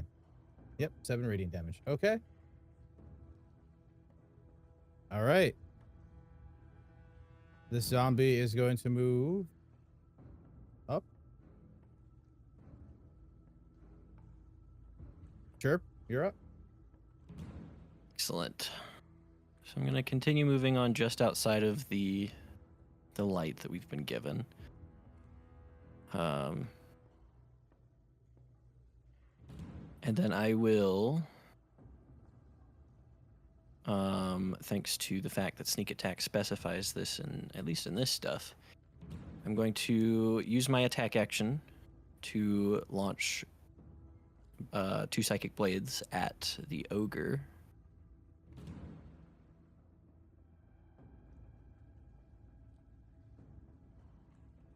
Okay. So the first one is going to 11 be hits. an 11. Excellent. He will take 5 psychic plus 5 sneak. Okay.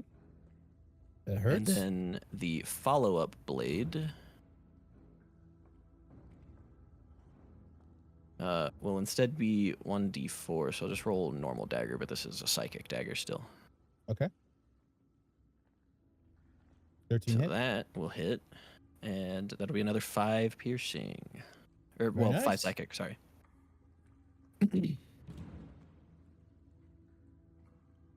Okay, and then- you're still hidden. Yeah, and then I was gonna say I'll take my bonus action to hide again, since attacks, I believe, break stealth.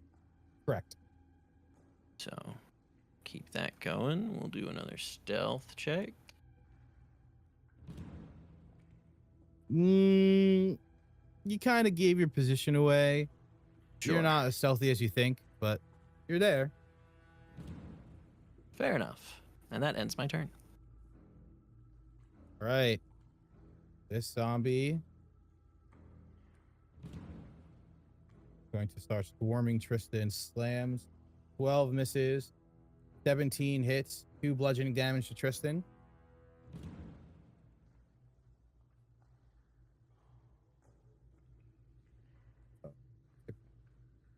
Whatever.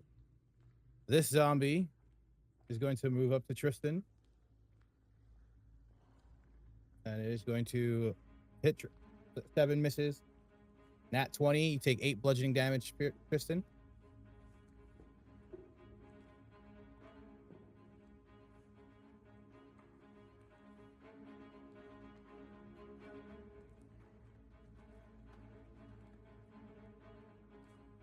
Zombie runs up. Swamp. If I'm seeing Tristan get overrun, he's going to go up to this one and start trying to take it down as soon as possible. Flanking rules apply, right? Correct. The advantage. Advantage with quarterstaff two-handed. 30-20. 8 bludgeoning. That hurts. That hurts a lot. And bonus action. Monk unarmed strike. Nat 20 Okay. for 9 bludgeoning. Okay. It is on its last health, but something's Doesn't- off about this zombie.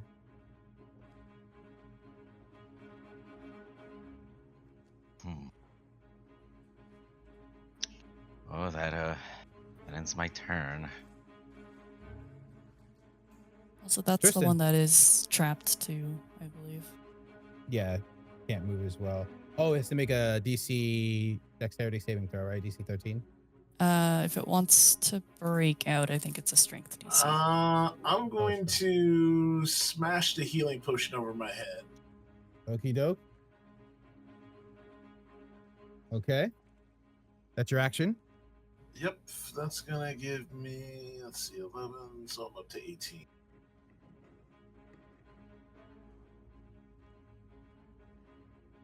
Bonus action? Let's see. Let's see. What kind of bonus actions do I have? Shield of Faith is one of them, I think. Yeah, was that concentration? Let me see. I believe so. I think so, yeah. Yeah, because I don't want to get rid of that for bless. Mm-mm. Well, you have to make a Constitution save anyway, so actually make 3 of them.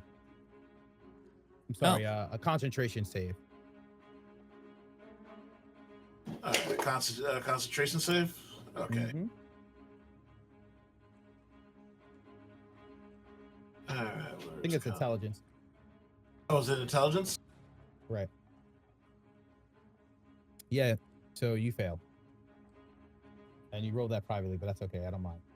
So you break bless concentration.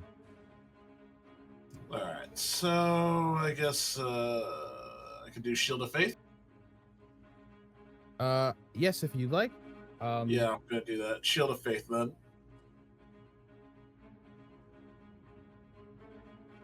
Okie doke.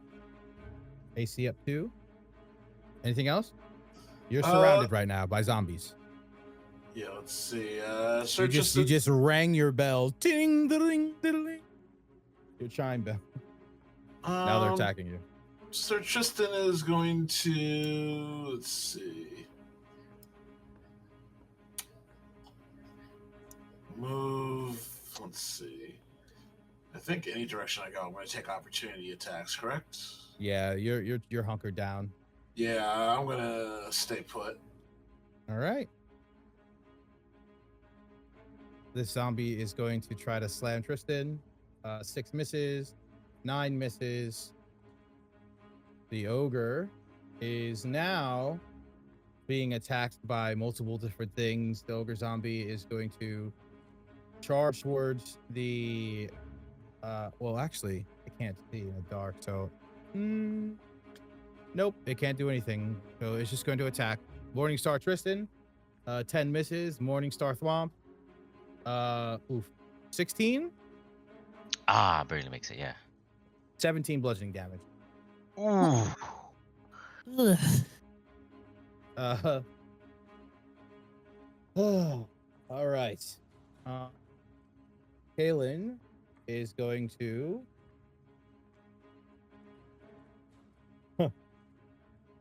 Yeah, Kaylin. Guys, what's going on? You guys all right? He is going to Cloud of Dagger.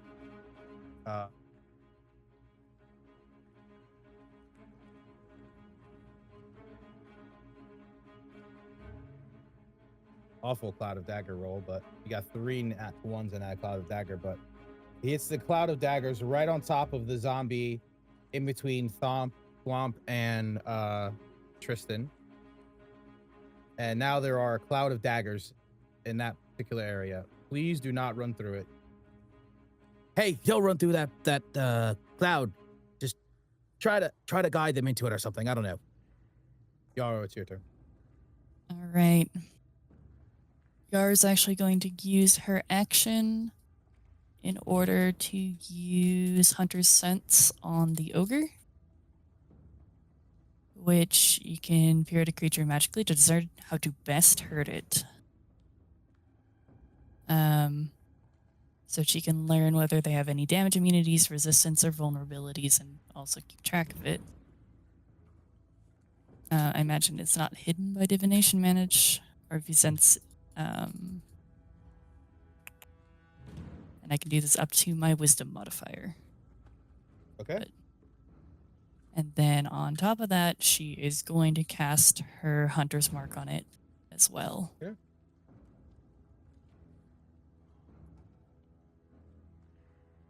All right.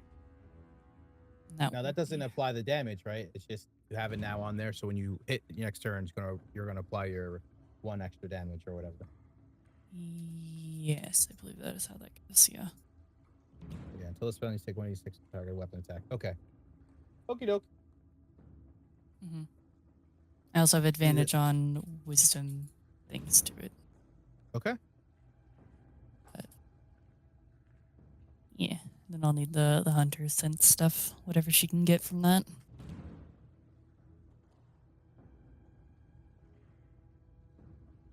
She's looking Oh, for. that happens on the turn? Oh, okay. That okay, happens as her action, yes. Okay, okay. She's essentially So- taking an action to study it. Correct. So, to your understanding, looking at this thing,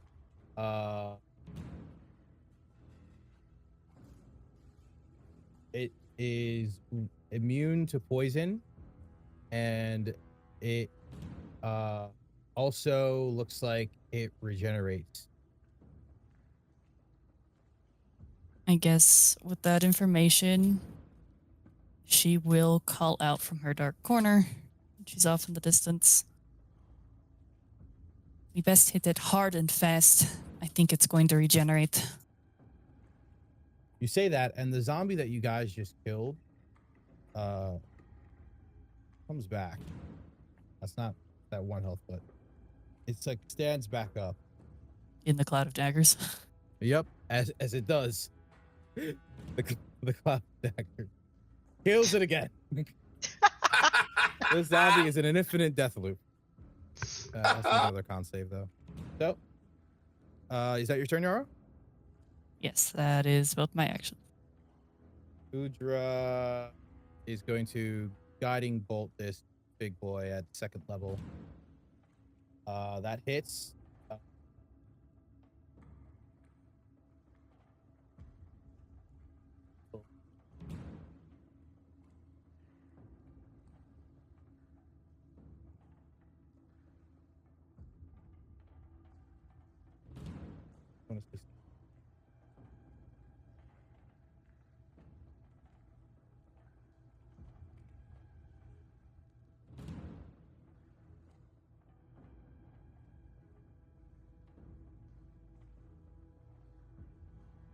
Okay, so 22 radiant damage on Ooh. this big guy, and the big guy winces, screams out in pain as it now turns towards Udra.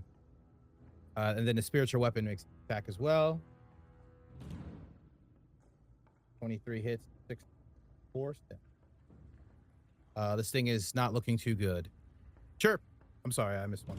This zombie is running towards Tristan. It's running towards the sound that it heard. And it's going to slam Tristan. 5 misses, 22 hits, 7 bludgeoning damage. So glad I healed. Let's see.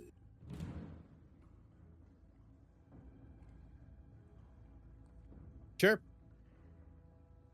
Yeah.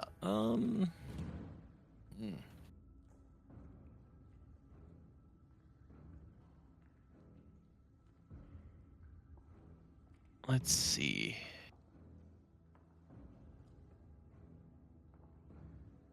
I mean, I guess we'll stop him from swinging, so I'll just, I'll do another attack at old ogre. Ugh, it was almost a natural 20. Almost. 7 misses. Okay. I'll go ahead and follow up with the second one. I'm seeing now that though that is supposed to be the bonus action, so I did not actually hide last turn either. But I am still in the dark. Mm-hmm. Ugh, come on. Yeah, misses. That'll do it. Yeah, both of those just go wide, I guess. And that is my turn. Yeah, the zombie slamming Tristan. 16. That misses. Misses. 18. Misses on the misses. 19. Okay. Oh, The zombie swings. 17 misses, 5 misses. The zombie is going to move over to Tristan and start slamming on him. Nat 1, 6 misses. Wow. Tristan is like just blocking all these with his chime hammer, just like all of like the wild, like, you know, swings is just being like blocked off him with, he has his divine protection as well, but he's taking being jumped pretty well at this moment. Swamp. Okay. Is this zombie like in front of me dead again because Yeah, of the it's cloud dead. of daggers? Yes. Okay. Don't. Yeah, I'm just gonna say right here, do not walk into this area. Maybe I'll make a cloud of daggers token. Don't walk into this area. Okay. Yeah. Good to know. Good to know. I. God damn, 17. Swamp is going to try to keep on targeting the big guys. He's gonna go around Hmm. to this side. And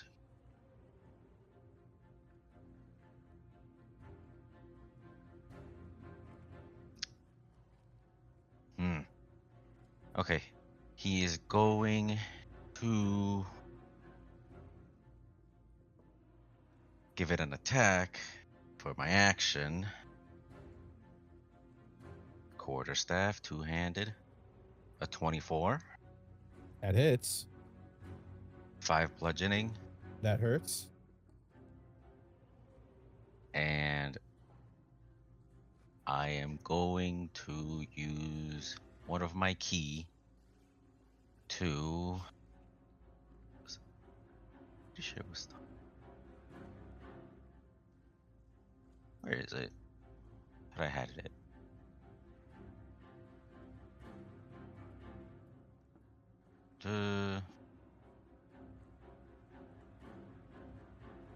Yeah, I'll use one of my key to dodge for my bonus action. So disadvantage on an attack rolls made 2.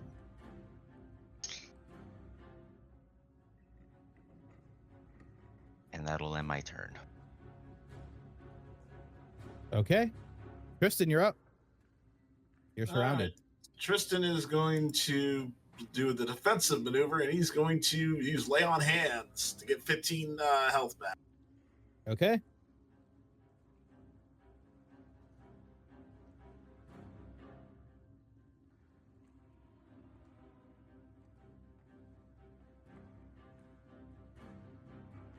All right. 23 health. Nice. And let's see. He can't really move, so he's going to stay right there. And that will end my turn.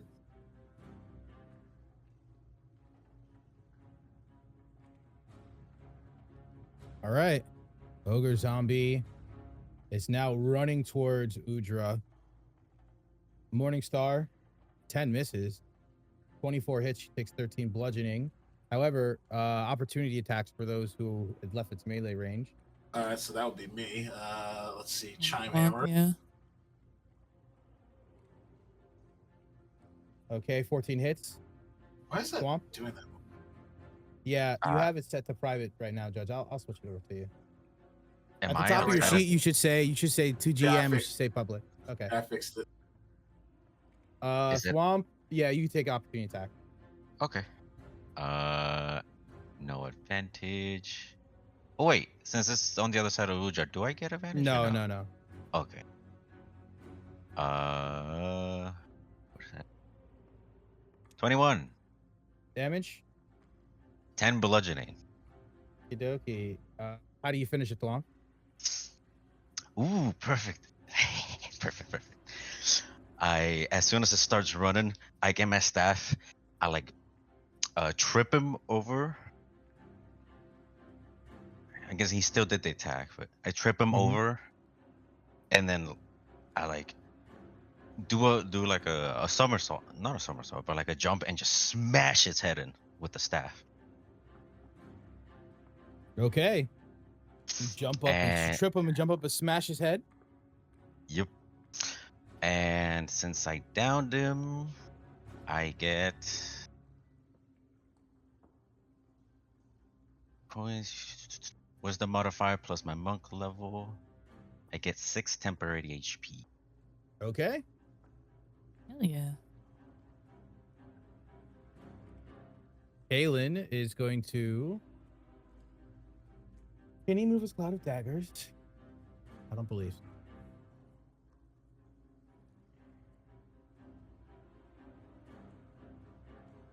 Okay.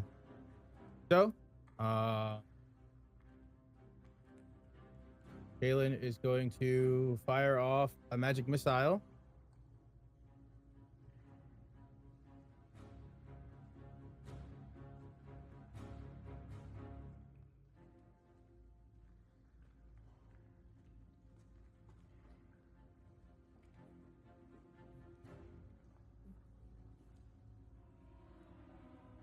Three. 7. Wow, that is awful. He rolled awfully. 7 at this guy. Okay, Yarrow. Hmm. It is your turn, madam. Well, she will let her Slayer's Prey fall off of. Alright, no, she won't. Not yet. After seeing the other zombie gets up, she wants to make sure that one stays dead, so she'll keep her Slayer's Prey on that thing for now. But she will. I need to recast that. Another slot. Just checking my my hunter's mark.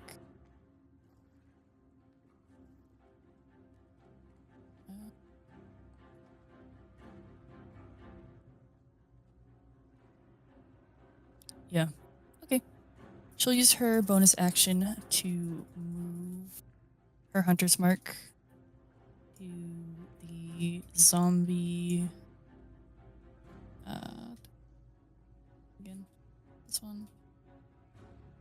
There. And she will disadvantage roll her longbow again.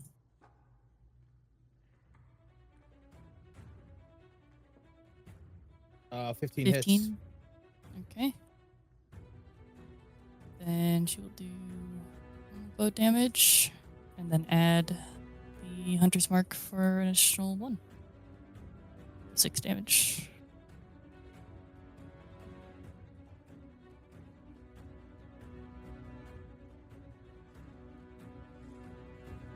Okay. Which one was it? This one? This one. This one? Okay. Yeah. So that is 6. And then what? I think 6 total because her hunter mark's only 1. Okay. Here, let me double check. It's weird that sometimes it's hard to pull up the descriptions for certain spells.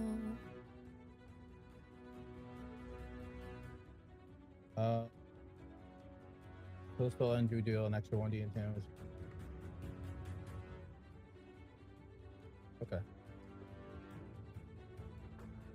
So the way I'm reading it, I guess it would stay at 1. Yeah, it's either I roll a additional d6 for the hunter's Every mark turn. Yeah. yeah. Yeah, let's do it every turn. I like that. Let's do another d6. All right, d6 for extra hunter's mark damage. 6. Okay. That's actually Zombie is 11.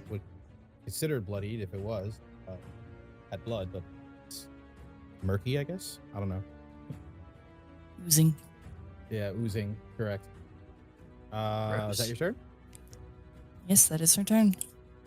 Udra is going to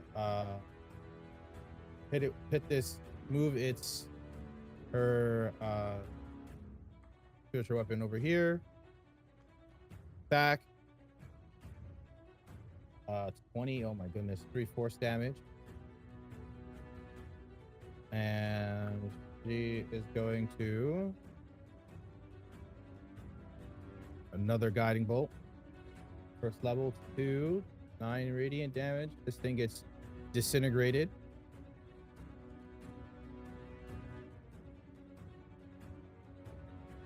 Okay. This thing's dead. Chirp. Whoa, that changes my plans.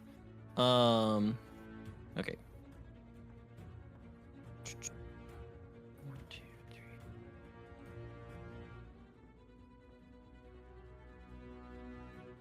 Shoot.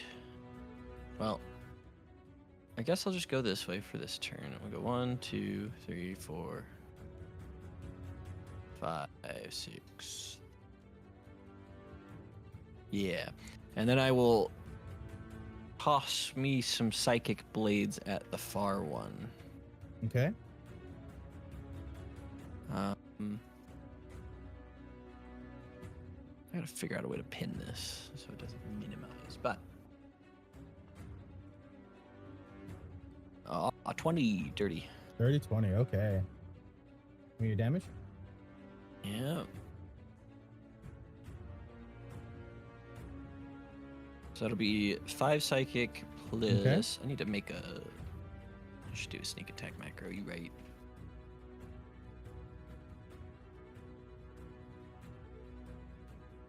We'll do that. Okay. For a total of This thing 14 is oozing? psychic damage. This is the one on the south side of Tristan. Okay.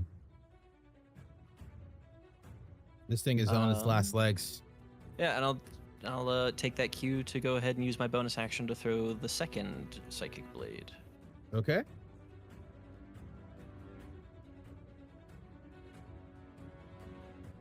Fourteen hit.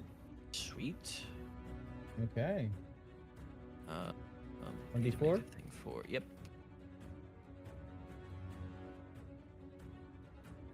Okay. 4. How do you finish this one off? Just the same streaks going, but they all seem, as if you're watching them fly through the air, they all seem to go straight for the head. You love that. Almost like it tunnels in through the forehead and then just disappears. And then after that, that'll end my turn. Okay.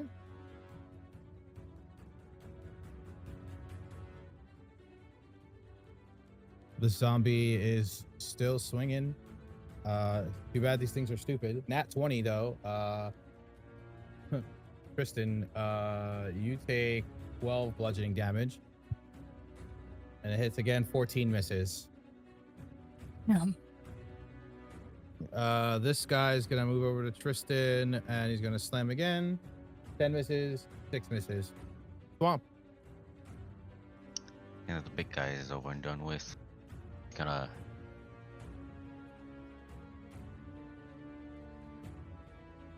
no, which one was the one that hit him?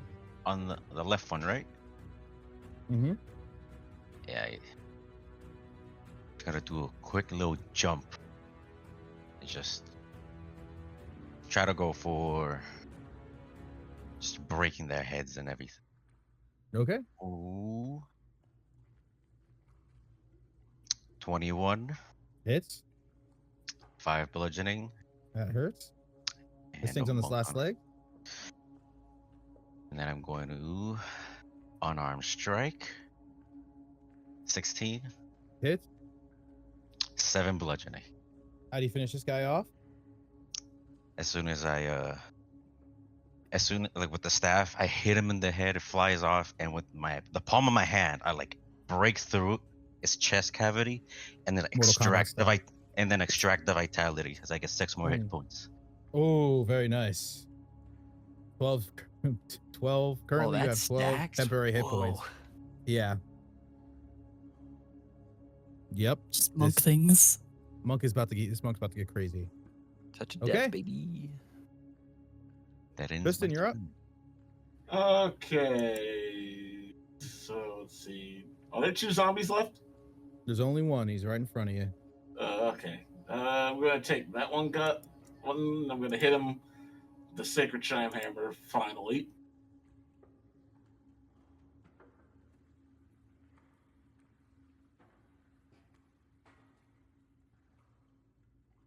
No, you hit the wrong one. Hit the thing next to it, Judge. Oh. Click on the word. 9 actually hits. Well, 15 bludgeoning damage. Okay. And I'm going to follow that up with, oh, damn it. Okay. With a Divine Smite, because I tend to do that. Right. Yeah. Obliterates.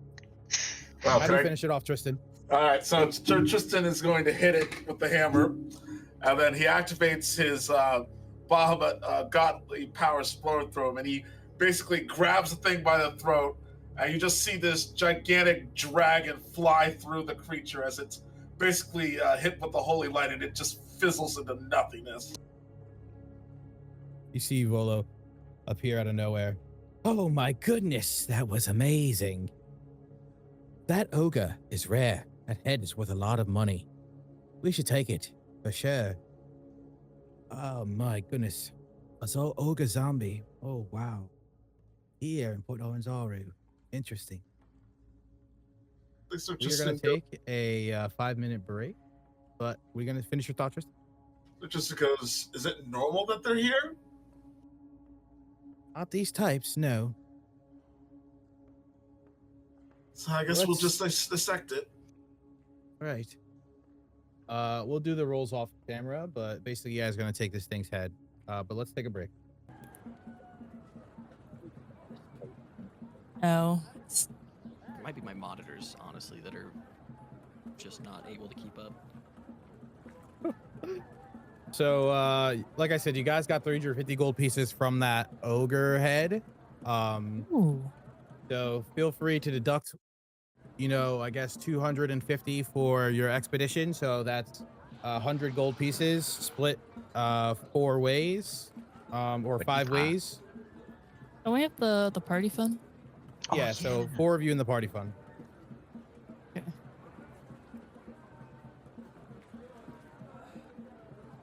So 100 divided by 4 is 20, or by 20. So you guys each get 20 gold pieces. And the party fund is at 30 gold pieces.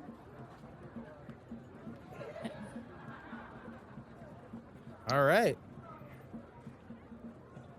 I assume we're going to move on to the next day. You guys meet with Azaka. Do we rest or? Yes. Tristan definitely needs a good night's Right. You guys go back to sleep. You get a full night's rest. Long rest. Yes, ma'am. We're all in hanging out. You guys want? You guys go to Thunder and Blizzard if you want, or go back to the hut, whatever you want. But the next day, you guys are in the front of Port Nyanzaru. You have Azaka, her men, a lot of you guys, Udra, Volo. It is a party. It is a big party. And then she's like, right, welcome. I'm very excited to have you guys here. Let us head into the jungle, shall we? We're going to Camp Righteous, correct? That is correct, yes. Yes. All right. Well, I rented 2 canoes. I'm sorry, I rented 3 canoes for all of us. My men will be in one. I'll be with you. 2 canoes. My men will be in one, and I'll be with you in the other. And we will head down the river. Sound good? Sounds good. Sounds great. A feathery thumbs up. So just goes, before we leave, Yarrow, I've noticed you've been in battle. You need some kind of a bow, right? Yes, that is my preferred weapon. Ah, Sir Trista goes, I noticed you've been struggling with your longbow shots. You need a short bow? Yes, if we have time, I would like to go find one. Chirp Really quick rips his before off we of his leave. torso and holds it out to you. Huh? Chirp rips his off of his torso and holds it out. Oh. Are you sure, Chirp? He nods. In that case, she will take the short bow from where it's from Chirp. Strap it over her back. Right next to her longbow. I will get rid of that thing. Oh, and the arrows with it, of course. Oh. Yeah.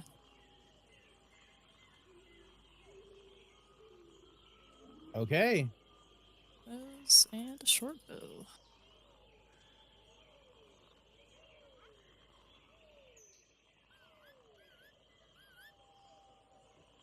Okay. You know the drill. So today we're on the river. So You move 4 spaces a day. So let's do the first one. Whether we'll start with Tofi, 1d8. Me? 1d8. 3. It is raining. It's drizzling. It's not that bad, but yeah, no, it's raining. A nice misting. You guys have your ponchos on. You know, you're fine. Light rain is nothing too bad.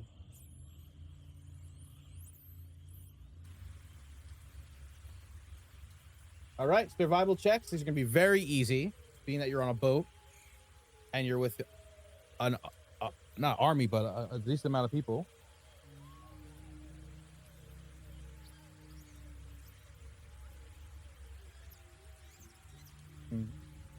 Survival.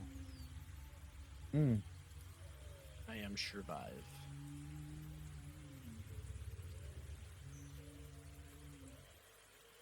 Who rolled first? Oh, Chirp. Okay. Oh, survival. Yeah, Thwomp and Yarrow, you guys are really helping you guys, but you know, you moved along down the coastline. It's raining.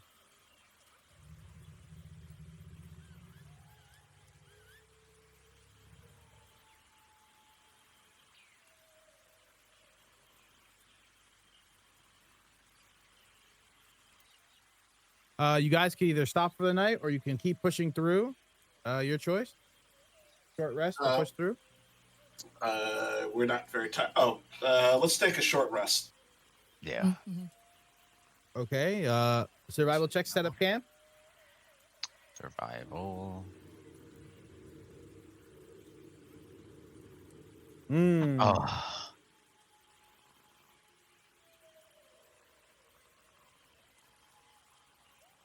Sure. Okay. Well, oof. Camp is really not that good, but you guys are only resting for a few hours. The men are there keeping guard. You guys don't really have to. A couple hours pass by. It is the middle of the night, but you guys are ready to keep moving, as is Azaka.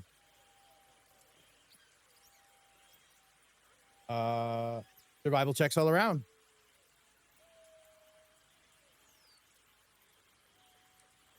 Damn it. Don't curse me. 20. I mean, yeah, Yarrow, Chirp. Yeah, so you guys through the night, pretty easily. There are a lot of dinosaurs in the jungle, and they like to drink at the water at the river. So you're seeing like velociraptors, you see, you know, stegosaurus, you see triceratops, you see like I don't know what the long necks are called, but you see a bunch of dinosaurs. You also see like large fish, like catfish in the water as you guys are going through it. And at night it's getting relatively not dangerous, but it's hard to see. But Azaka is able to see in the dark, so she is guiding you guys well. It is more morning. Tristan, give me a 1d8 roll, please, for the weather.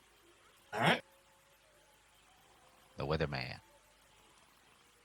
Wow. Yes. No. Oh, yes. It finally happened. It's a bad day whenever. It's hurricaning outside. It's extremely dangerous. You guys really, really, really need to hunker down. Like, immediately hunker down.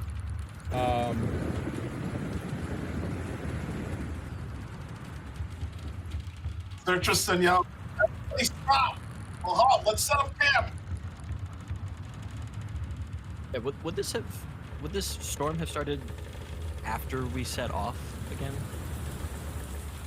I would have Yes. just remain okay. Yeah, so you guys, it's basically, you know, you got there, you took a quick rest, and it's now the next day. You pushed through to the next day, and now the next day the rain got worse. It's now like hurricaning outside as you're on the water.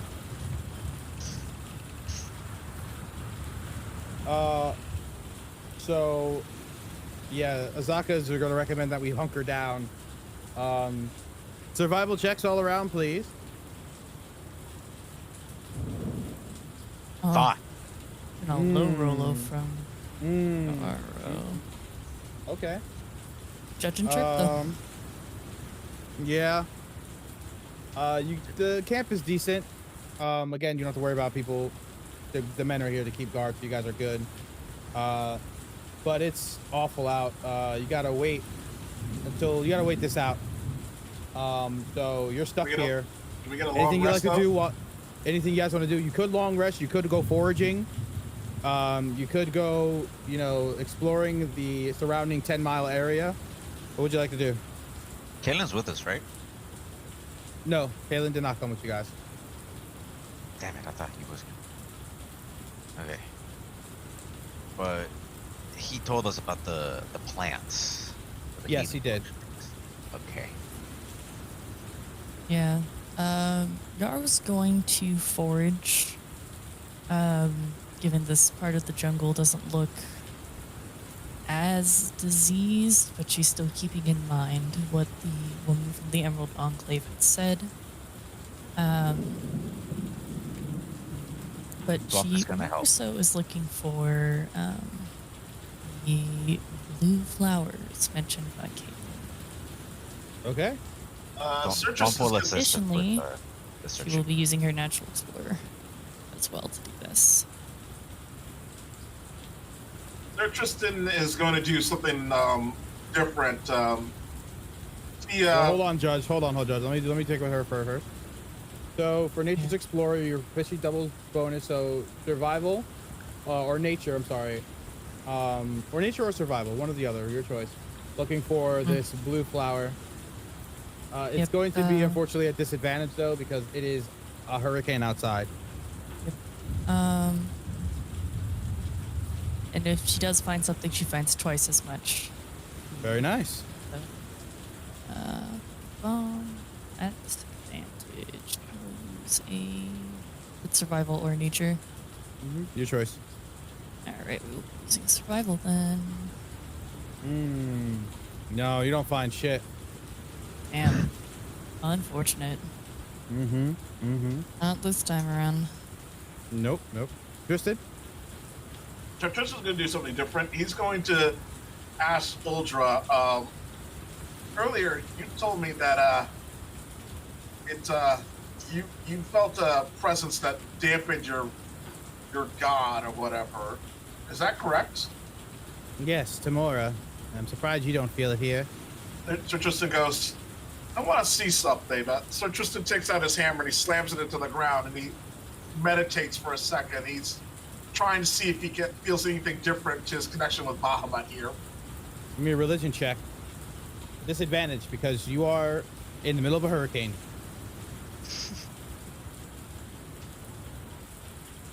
Nope. You can't feel shit from your god, honestly. Right now, it feels like you are completely disconnected at this very moment. Didn't feel like that earlier when you were at like the shore, but getting close in further into the jungle, it definitely feels that way. Tristan goes to Uldra. Maybe the rain, but yeah, I can see what you mean.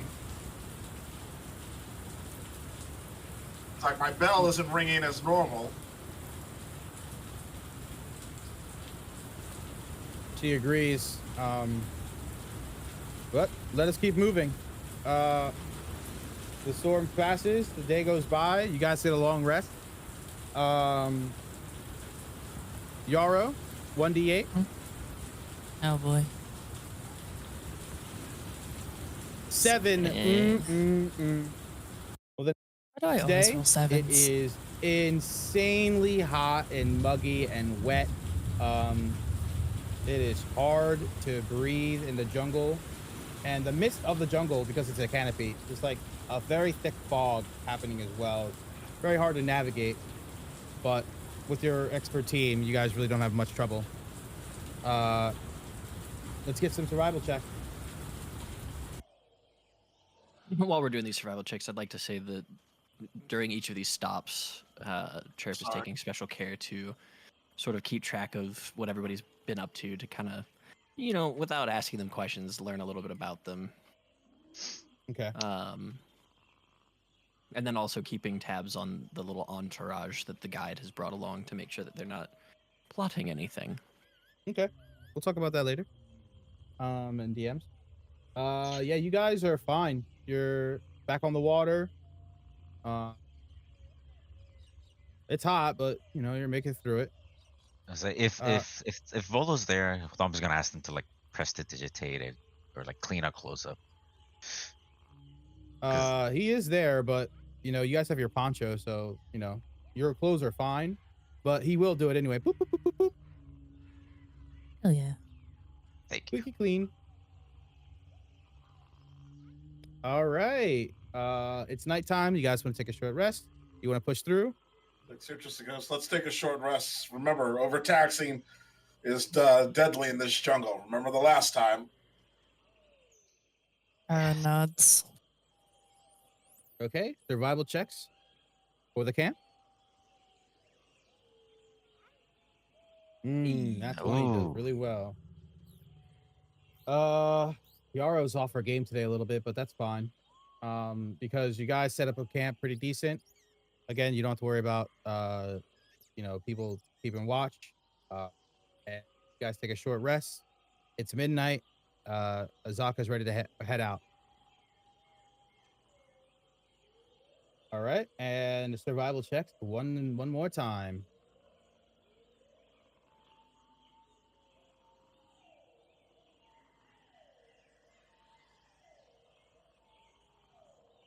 Okay. You guys are able to successfully navigate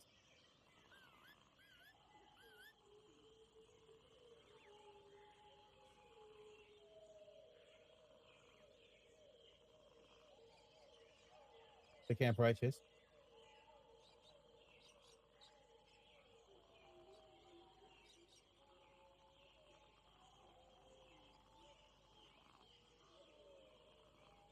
As you guys, what?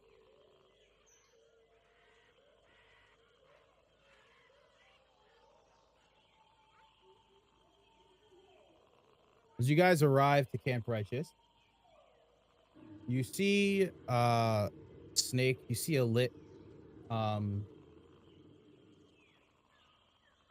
fire with a snake. And you see coming from a tent by himself, a lone soldier. The soldier looks on death's door. Their arm is mutilated, so they have no hand, they have no forearm. It's patched up. Yeah, it's their left arm, so their right arm is still there. They come out of the tent. Oh goodness, thank God. Thank Lathander. Get people, as he collapses on the ground. It's like Citrus rushes to the man. He's like, hold steady, soldier. Your fight is over. We're here. Thumper's gonna help him, see if he can recover him. Or help him recover him. Citrus is going to use Cure Wounds on him as well. Okay, you're going to cure his wounds. Go ahead. I think Chirp wants to move forward and take a look around to see if anything that could have caused his injuries is nearby. Okay. Tristan, you heal his wounds. He's stabilized. Yaro, go ahead. Yaro's gonna take a distant look at the snake that is hanging out so close to the fire. It's kind of unusual in her opinion. Mm-hmm. Just a snake. The snake is chilling too. It's just vibing, chilling at the fire. She's gonna call out to the soldier. This one of yours? I have no idea. Where's Captain? And he passes out. The searcher goes, I think this man is going to need some rest. I don't think he's in any position to answer any questions at the moment. Let's get him into a bed. He points to some of Ulja's men. Like, why don't you guys set up some camps? These people need beds. Azaka? Yeah. Sounds good. Right. Men, set camp up. Let's go. As the six.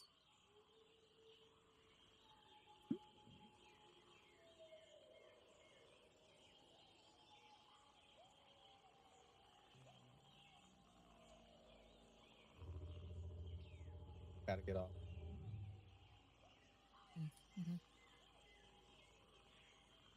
Mm-hmm.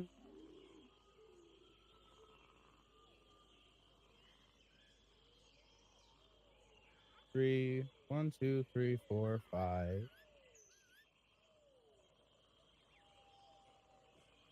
Man, what's going on?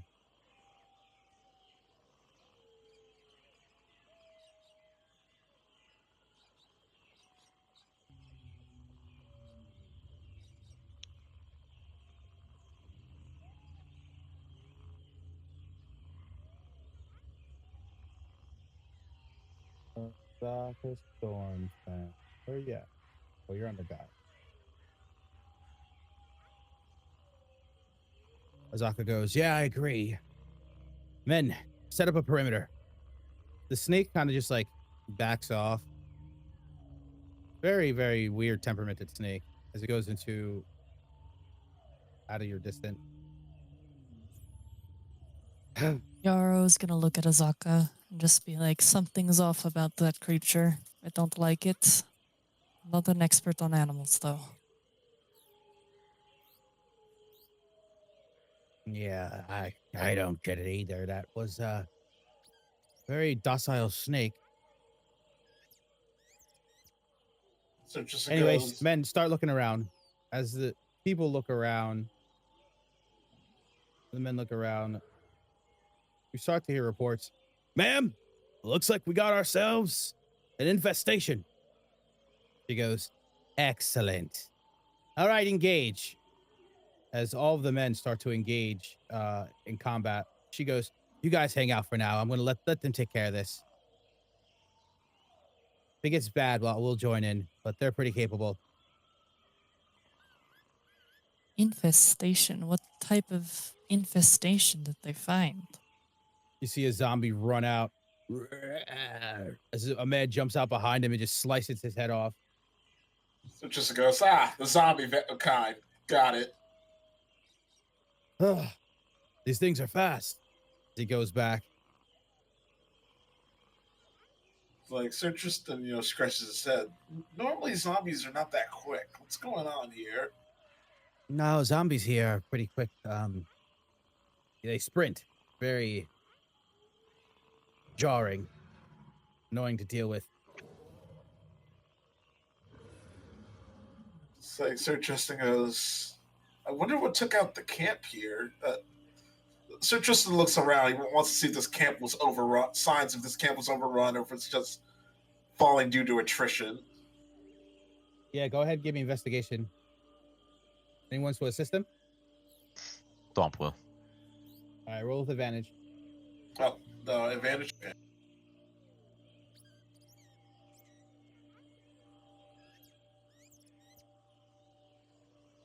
Here we go. Okay. Clean. So, your assessment is 1. There's a temple here. It has a statue of a man with carrying a crocodile on his shoulders. There are some soldier tents that are ruined one way or another. There is a burnt down shrine to a holy symbol you may not be familiar with. And there are zombies being fought, and there are quite a few. But there's also a stench of like a pile of dead like carcasses. And one of the men has a bird run out, like a large bird come out as he's like riding on top of it. He goes, "Oh, it looks like they got some creatures here we can ride on." So it just goes, is there any possibility of breeding them? I wouldn't know. I'm not a rancher. So interesting goes, let's keep that in mind for now. It might be necessary to later down the road, but for now, it's good that we found those. It's like Sir Tristan wants to look closer at the corpses, essentially. Wants to see if they were just piled on here purposefully or like if it's what's it called? They were just put here by the soldiers that were stationed here, or somebody else did it, possibly. So looking around, you see going throughout, because the men are taking care of the zombies at this point. Some ghouls are here. The men come back with some ghoul heads. Tristan, as you walk through, you light your torch.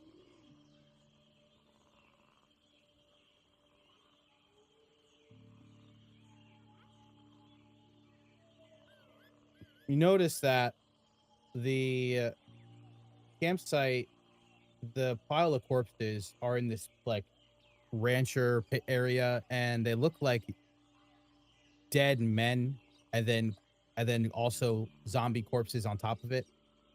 And the reality of it is, you think that for whatever reason people were dying and becoming undead, so they started burning the carcasses here. But you know, there are no signs of life left. Only unlife, I guess. It's like Sir Tristan goes, it looks like they were treated, but something bad must have happened here to forcibly trip them, and also it seems like they were transformed into the undead themselves. Well, let me ask the guy if that's normal. It's like, hey, what's your name? We just met. I forgot your name already. I'm sorry about that. Atris. Was it Atris? Azaka. Zaka. There we go. Yeah, Zaka. Now I remember. Zaka, is it normal for these zombies to take over humans this quickly and turn them into the undead? Yeah, if they bite you and you're not treated, you start to gain, you start to get cursed with their death, disease, and eventually rot into one. It's like Sir Tristan goes, I'm wondering if these guys were using the usual training method. I can't wait until that guy if that guy wakes up. I'm going to ask him. But I don't know. I think that's maybe why he's right missing here. a hand. I wonder if he cut it off if he got bit. Sir Tristan goes, that amputation would make sense. Thwomp is gonna look at the religious imagery around the temple as he was helping Tristan out. Try to see if he can discern any shrines, any figures, anything. Yes. Give me a religion check. Religion. Sir Tristan's going to assist him as well. Okay. Finish. Advantage. So you're up here looking at the statue. Yeah, so like anything that we could check. 17. Okay.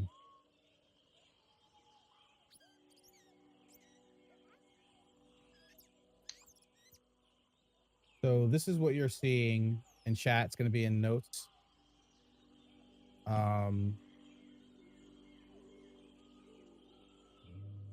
That's like the statue.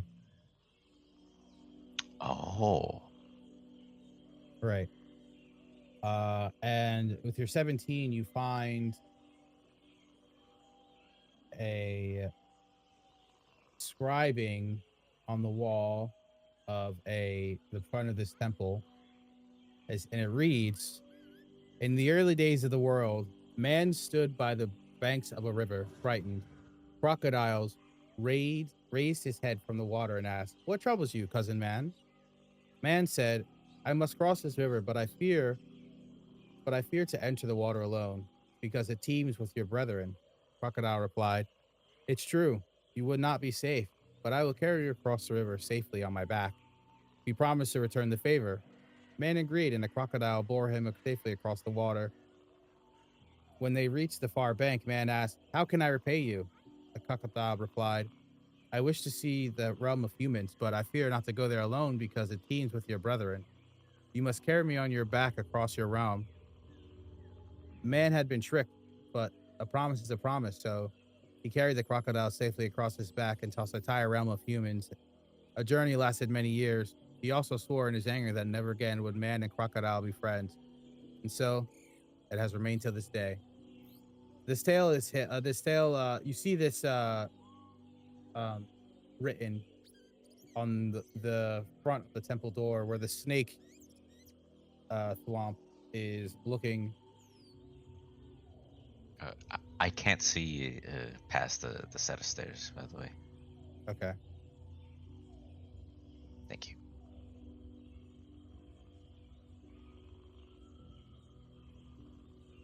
The snake is just chilling there, Mm-hmm. and this is along the walls. Like this is a pathway, right? Yes, you see, you're starting to see a path moving forward. Okay. It's like Sir Tristan is intrigued by the snake, and he goes, "I wonder if the snake is religious in any way." Hold on a second. Sir Tristan slams his hammer into the ground again. He wants to sense divine energy of his god, see if it reacts to anything here or if it's being suppressed. Give me another religion tech. All right, let's see.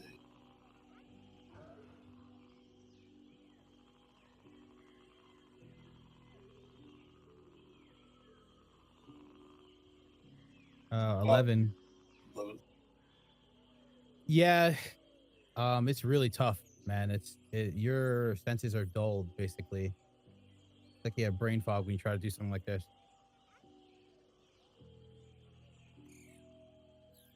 Sir Tristan goes, "Something's not right about this jungle.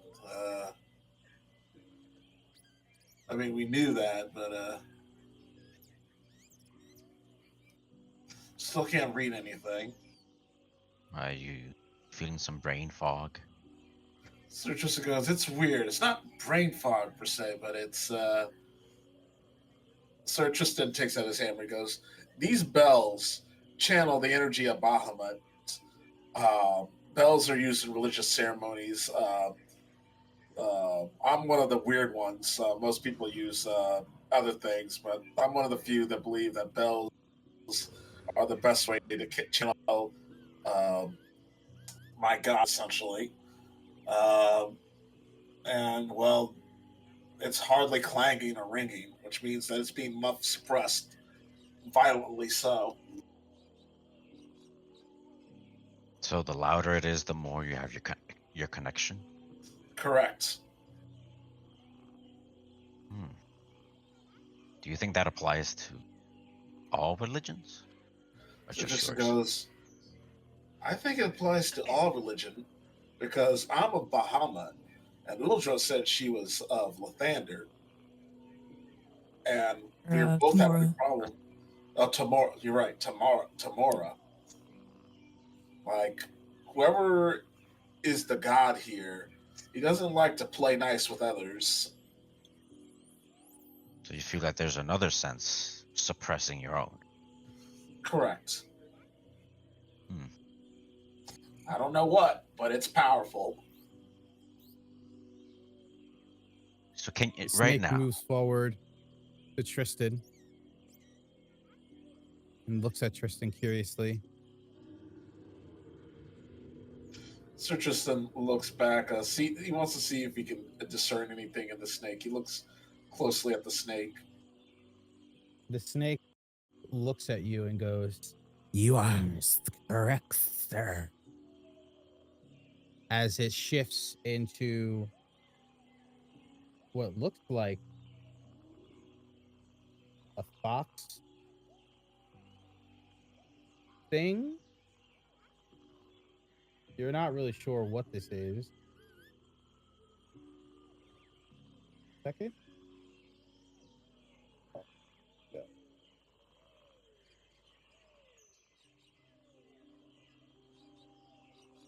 That's tough.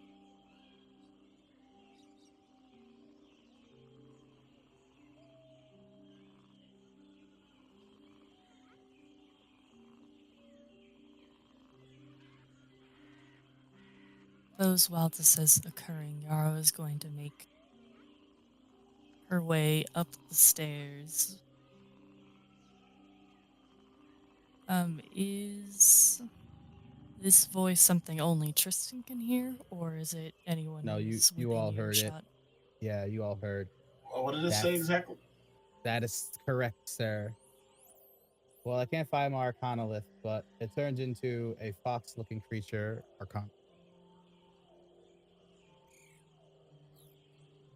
You got a pig you can post? So I'm doing, yeah.